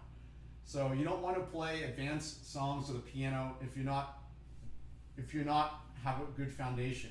There's really no point, because eventually it's going to catch up to you that if you don't have a good foundation, you're not going to be able to build a building on a good foundation. So you need to have that solid foundation from the start and then build from there. So because I can hear if people play advanced pieces and there are flaws in it, I can hear that there's certain parts that they're not aware of, or they don't have certain aspects of the technique is fully worked out or addressed. So this book helps at least bring awareness to some of the issues, like wrist flexibility. But there are a lot of other things too, like to develop, you should do like finger flicks to strengthen your fingers. So I recommend doing finger flicks, because the hand, all 5 fingers are not equally strong. The 4th and 5th fingers are weak, and the thumb and second fingers are the stronger fingers. 3, 4, 5 is more weak. So you want to work on finger flicks like that. But if you want more advice, that's part of developing a foundation. So you want to develop a foundation like that. So I hope that helps. And now I'll take a break, and then we'll resume with the piano requests. So the email is in the description. It's martin@vgpianist.com.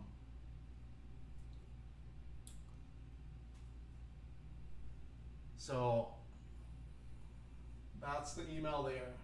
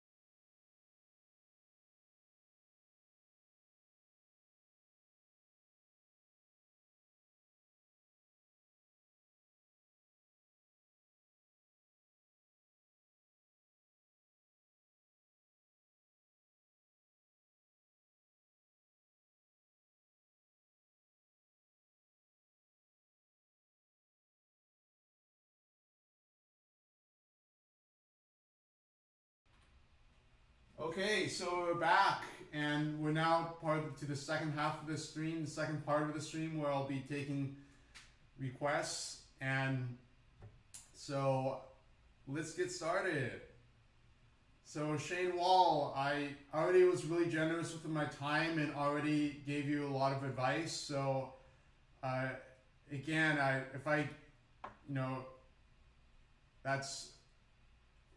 does anybody else have experience taking piano lessons? Maybe other people can contribute in the chat if other people have taken music lessons or piano lessons in general.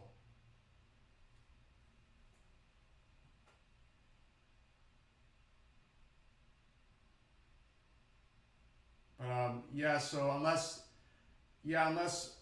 I'd appreciate if, for my lesson, for my time, for compensation for my time, if I give up too many secrets about, the lessons. But yes, so Shane, I hope you understand, because I've already been really generous with my time and spending time telling you about what you can do. So you mentioned earlier that, yes, it's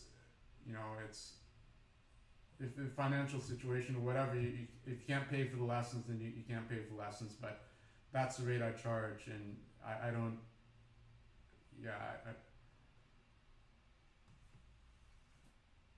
That's the rate I charge for lessons. So I hope you understand, Shane Wall. So let's continue with the flow of the stream now. Thank you. So let's continue with the flow of the stream now with taking requests. So thank you, Matt C, for the request of Animal Crossing song of your choice. So I'll play the Animal Crossing Wild World theme.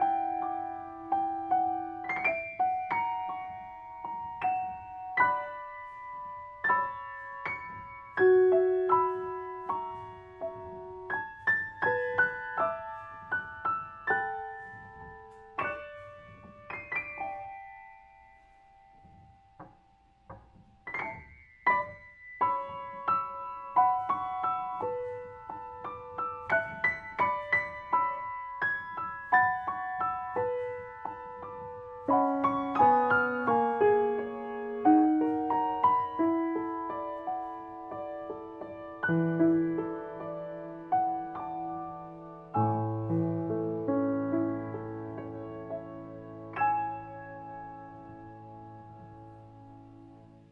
you, Matsy. And thank you, Lighthouse, for the super chat. Donkey Kong Zipline Shrine. All right, let's check that out. I'm not familiar with this melody, so I'll transcribe how much I can do it, you know. I don't want to spend an hour or 2 hours transcribing something like I was doing yesterday. That's just a little bit too long, and viewers get bored.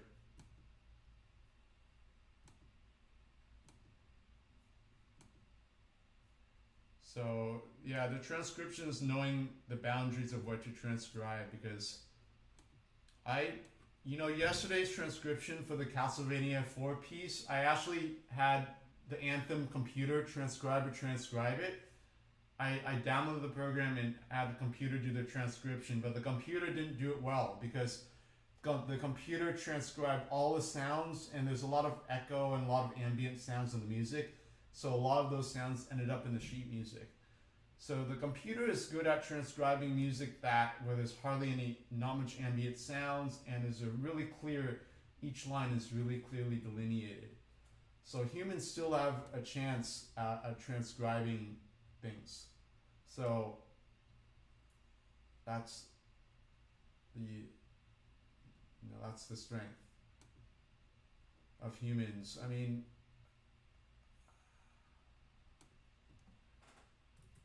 the computer is good at transcribing certain music, but not all music.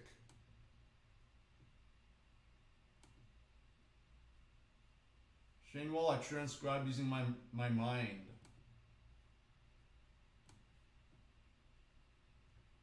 But I was curious to see what computers and what technology can do automatically with the transcription. So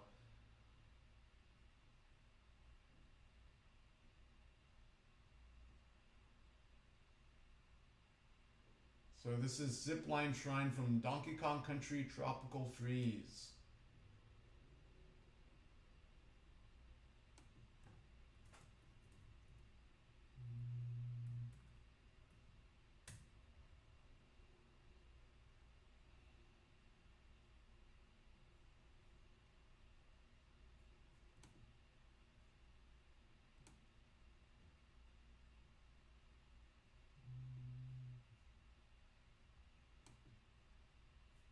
No, I don't want this one. The track is looped, and then when I try to go backwards, it's harder to use the track line in the video.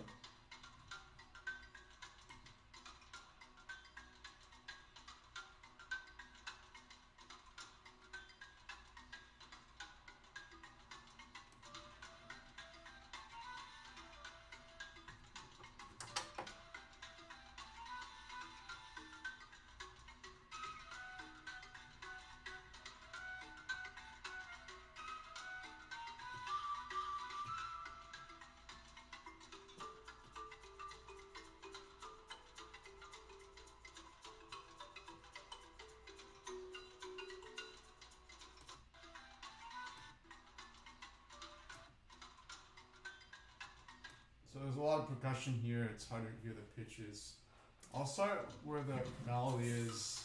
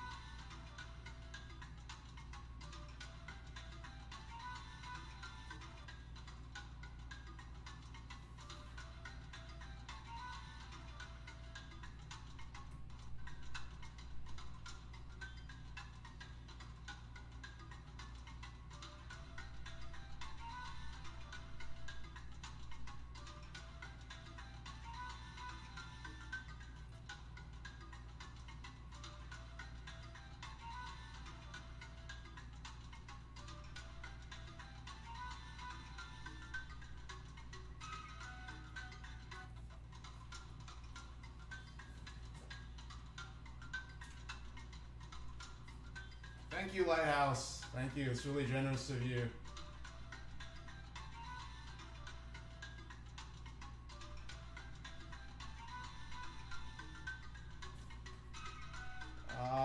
Screen broadcasting software crash.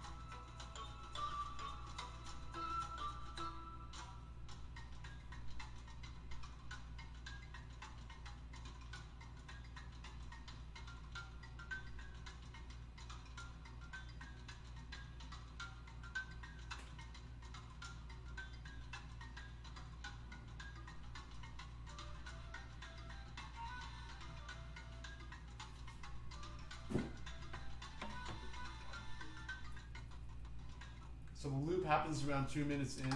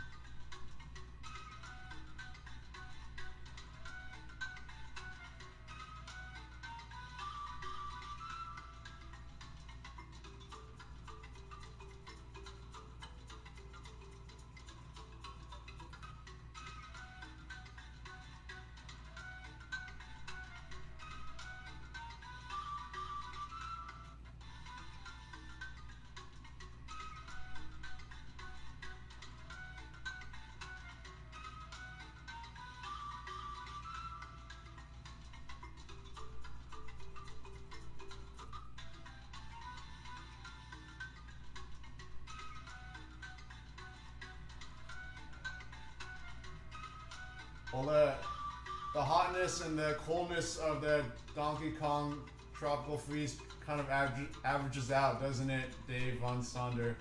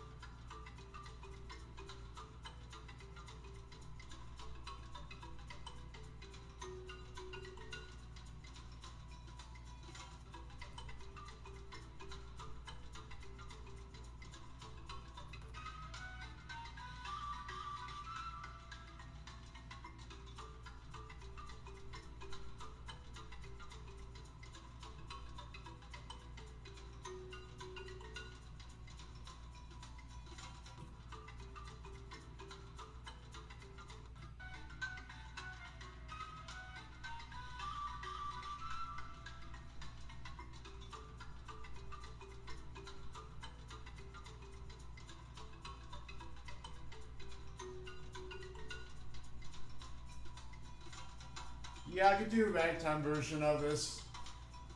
The left hand would be oompa, oompa, oompa, oompa.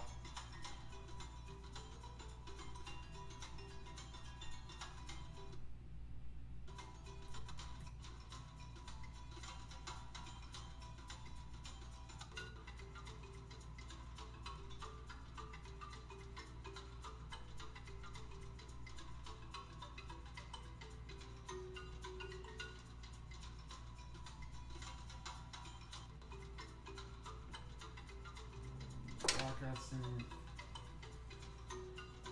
Oh, what's this?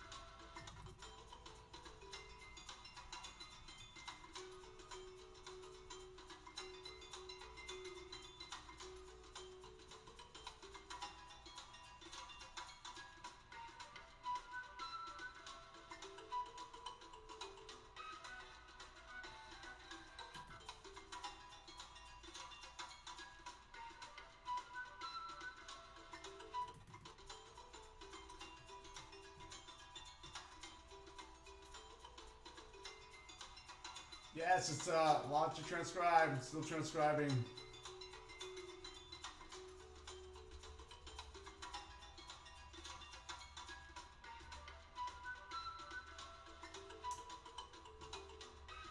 And then here's the solo here, so I won't play the solo part.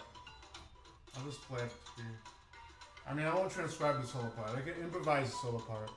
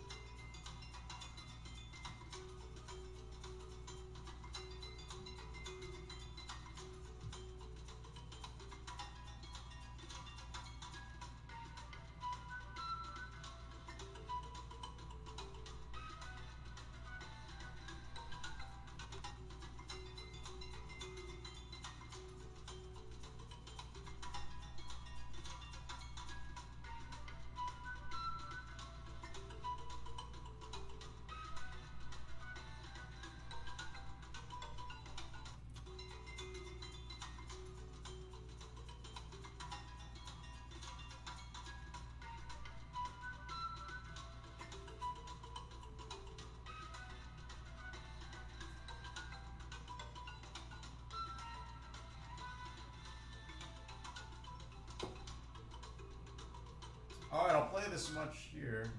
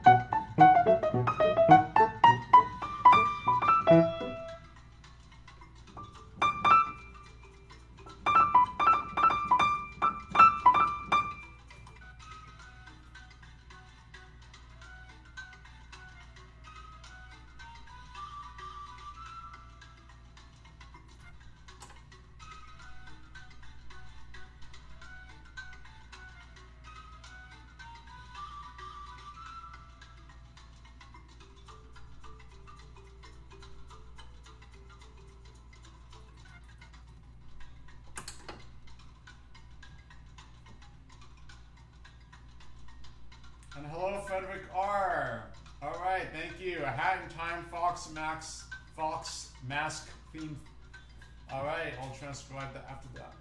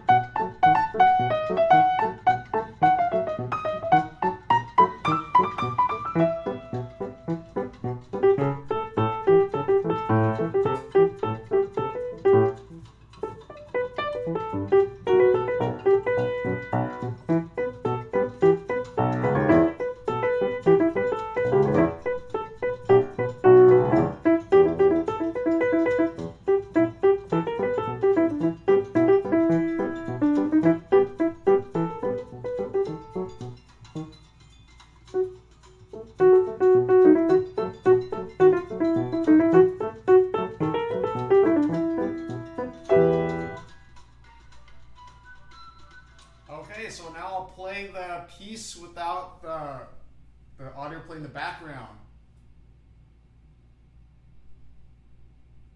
All right, thank you, Lighthouse. Well, here it is, the solo piano version.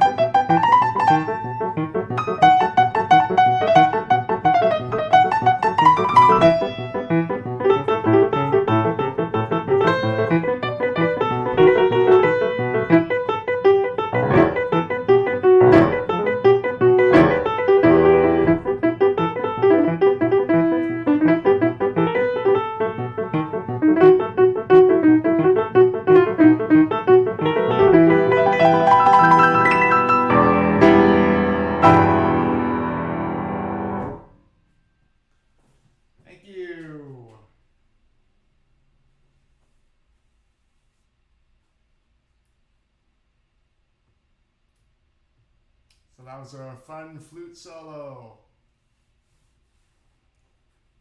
Thank you, Timothy McRossin, Sebastian Condiza, Shane Wall, B, Winter Mage, Lighthouse. Thank you, thank you. So I hope you enjoyed the transcription process, everyone, and I hope it wasn't boring. Yeah, so this is the amount of detail that I go into to transcribing the music here. Thank you, Chocobomb. Thank you, Mr. Bakayama. So now I'll get to the next request.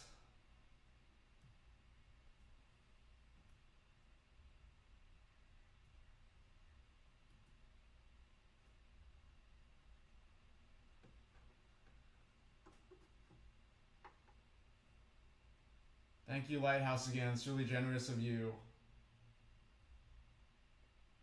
A Hat in Time, Fox Mask theme.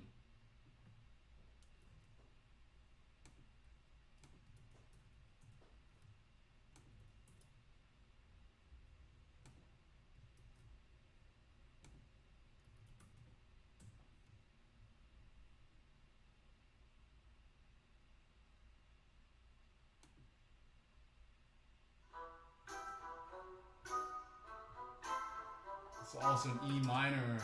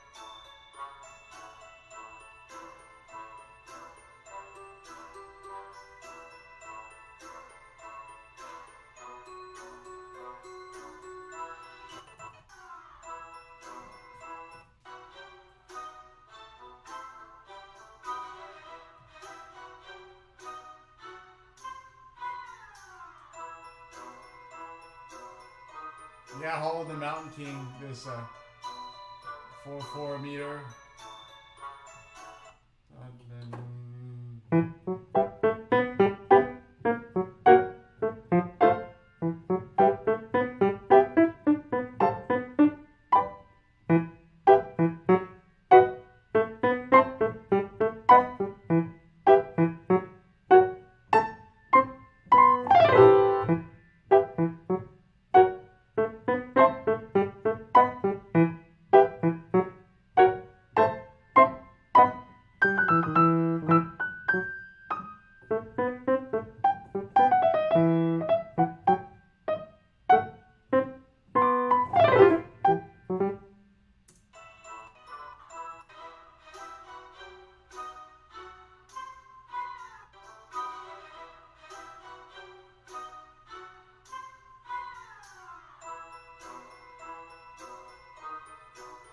This is chromatic for this.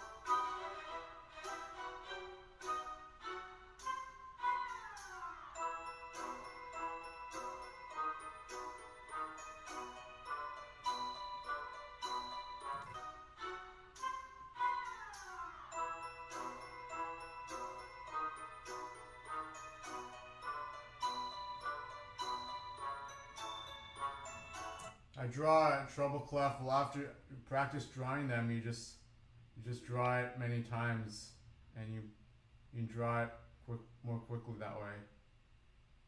It's just some practice. And you draw treble clef like really big. Woo!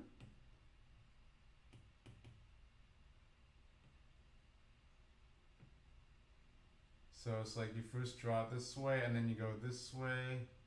And then you spiral around and around and around if you want. Super spiral. It's like one of those cinnamon donuts there.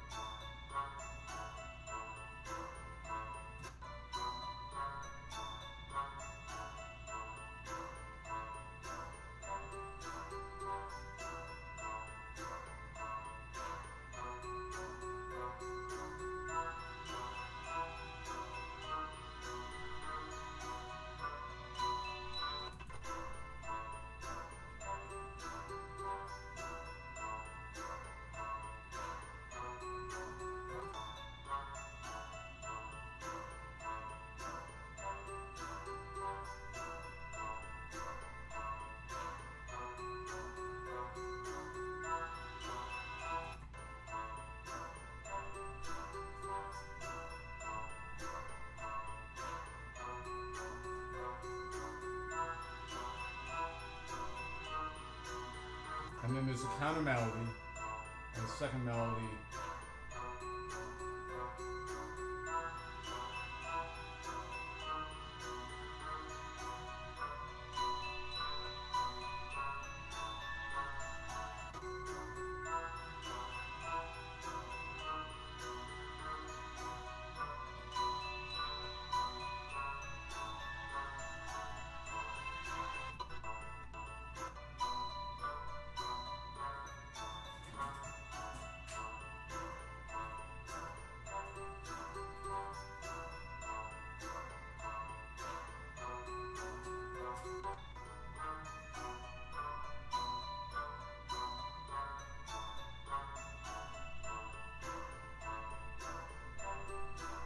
Let's get this.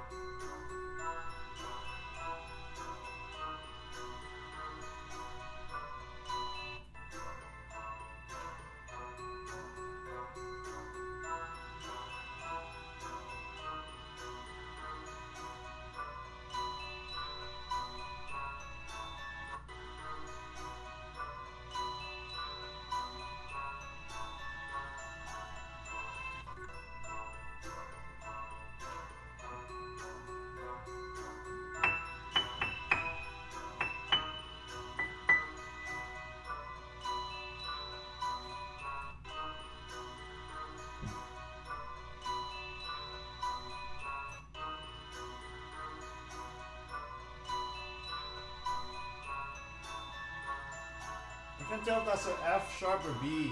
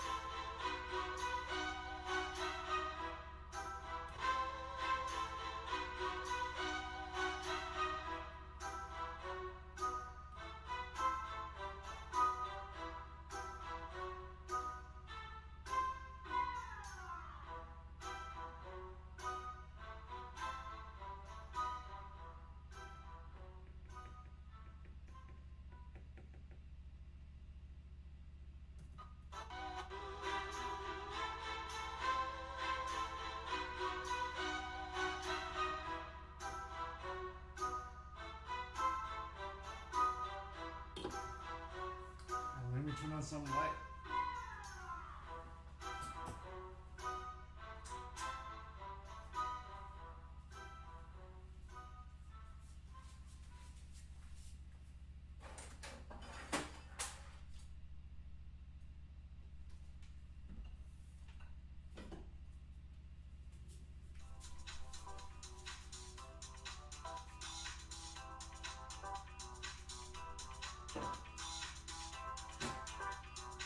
Also in E minor, E Dorian.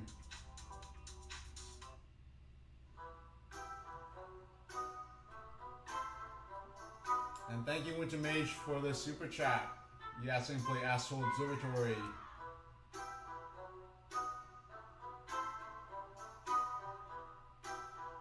Hello, Sebastian Candiza. Yes, I can play Terranigma, transcribe Terranigma.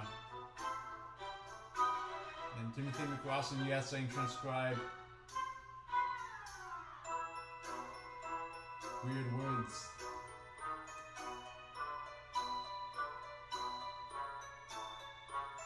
Thank you, Winter Mage.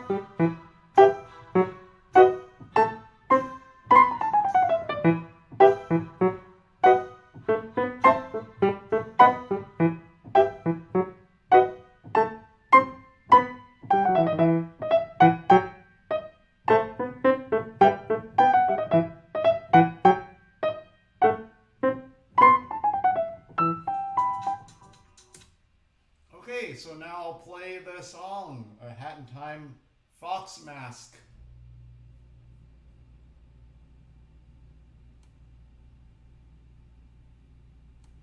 And thank you, Shane Wall, Zora's Domain, Breath of the Wild. These are a lot of super chat requests, so I'm not sure if I'll be able to get to all of these requests because it takes a while for me to transcribe all this music. So I'll do the best I can. If I don't get to all the requests for this stream, I'll continue the requests at the start of the next stream. So thank you. Yes, Matthew Kushner. So the piano chess stream that portion has finished. So now I'm taking requests.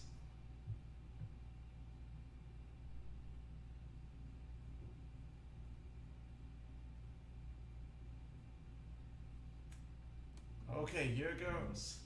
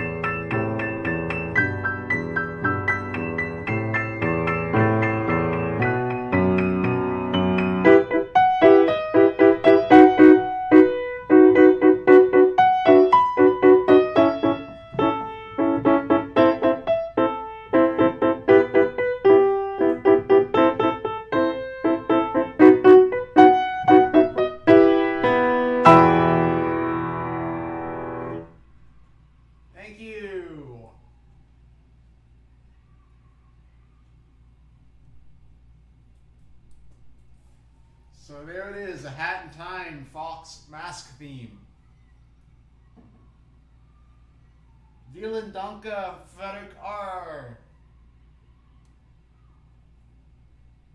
And it's 8 p.m. Pacific Standard Time. Let's applaud the first responders fighting against the COVID-19 crisis.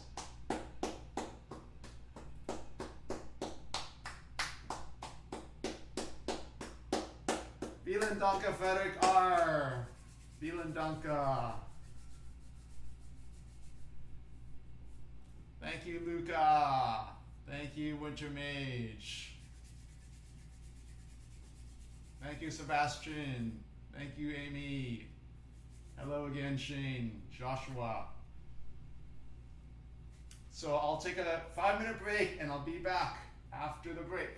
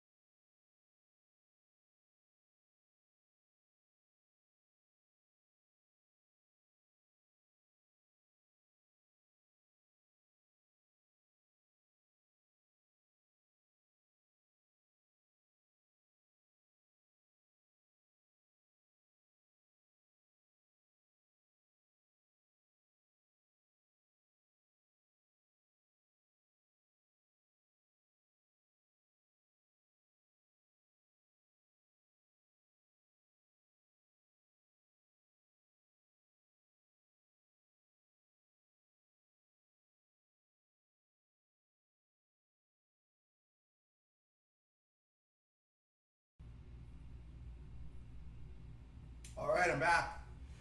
And so far the iPad hasn't crashed anytime recently. I think it might have been with my keyboard plugged into the USB 2 port. Ever since I unplugged it, the app hasn't crashed. I don't know if it's that or it's, I don't know, just randomly it's working better now, but that's good news. But the bad news is that my iPad only has 12% battery left. So my iPad went from 100% earlier today all the way down to 12%. So, alright, let's get started.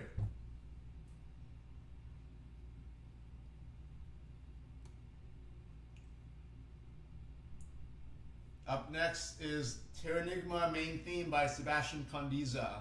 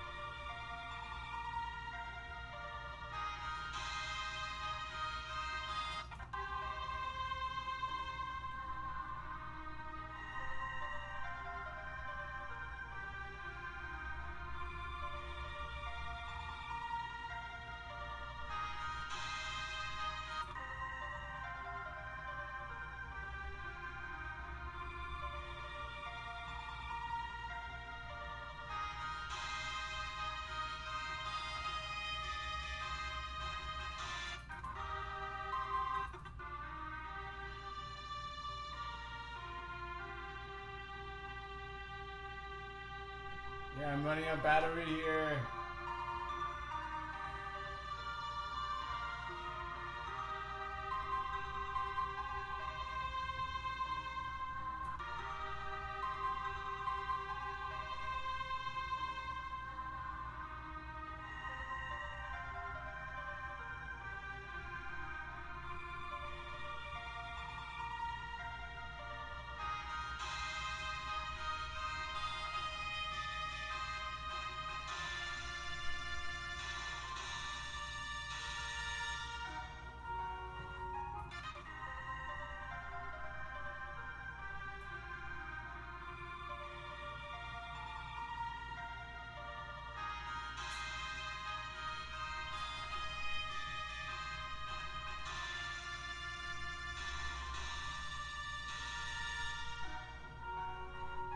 So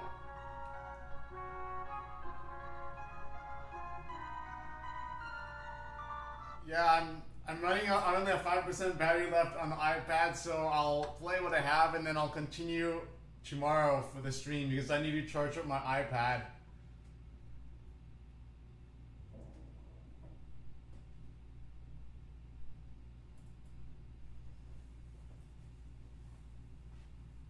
So the list, let's see the order of the requests.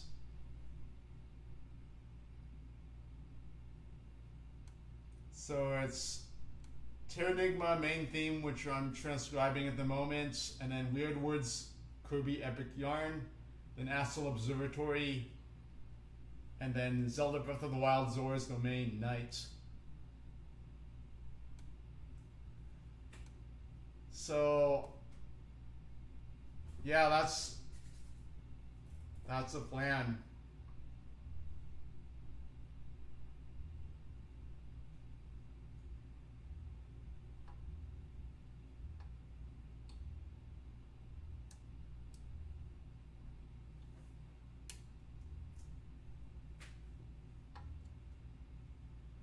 Yeah, so I'll play what I have here before the iPad completely runs out of battery.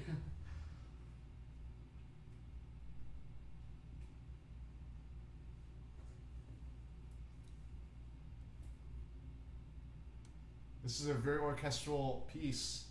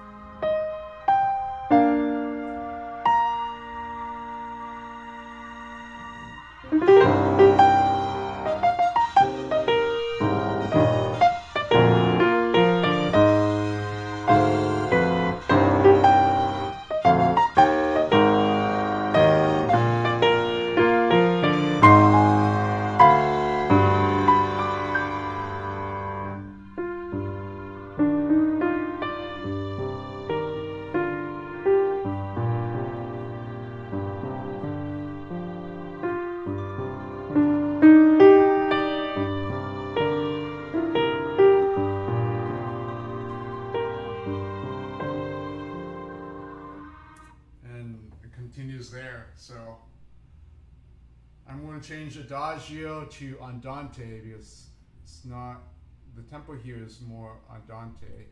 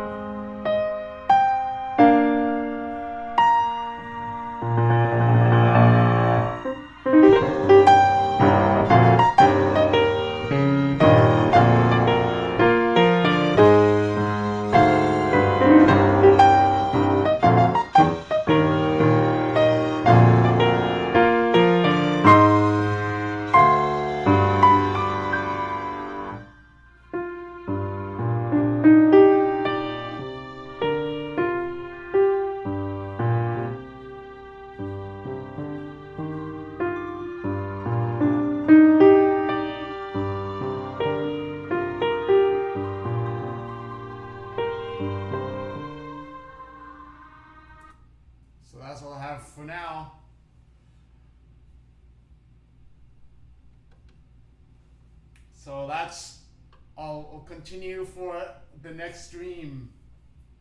4% battery left.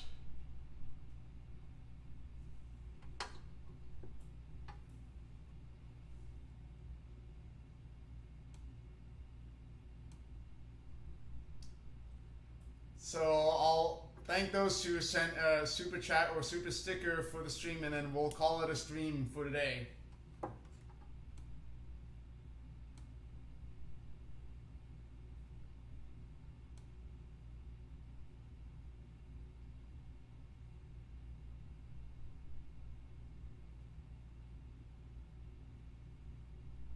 Thank you to Giel, Lapis Lazuli, Matt C, and 3 super chats by Lighthouse, Frederick R, Sebastian Condiza, Timothy McCrossan, 2 super chats by Winter Mage Music, and last but not least, Shane Wall. Thank you.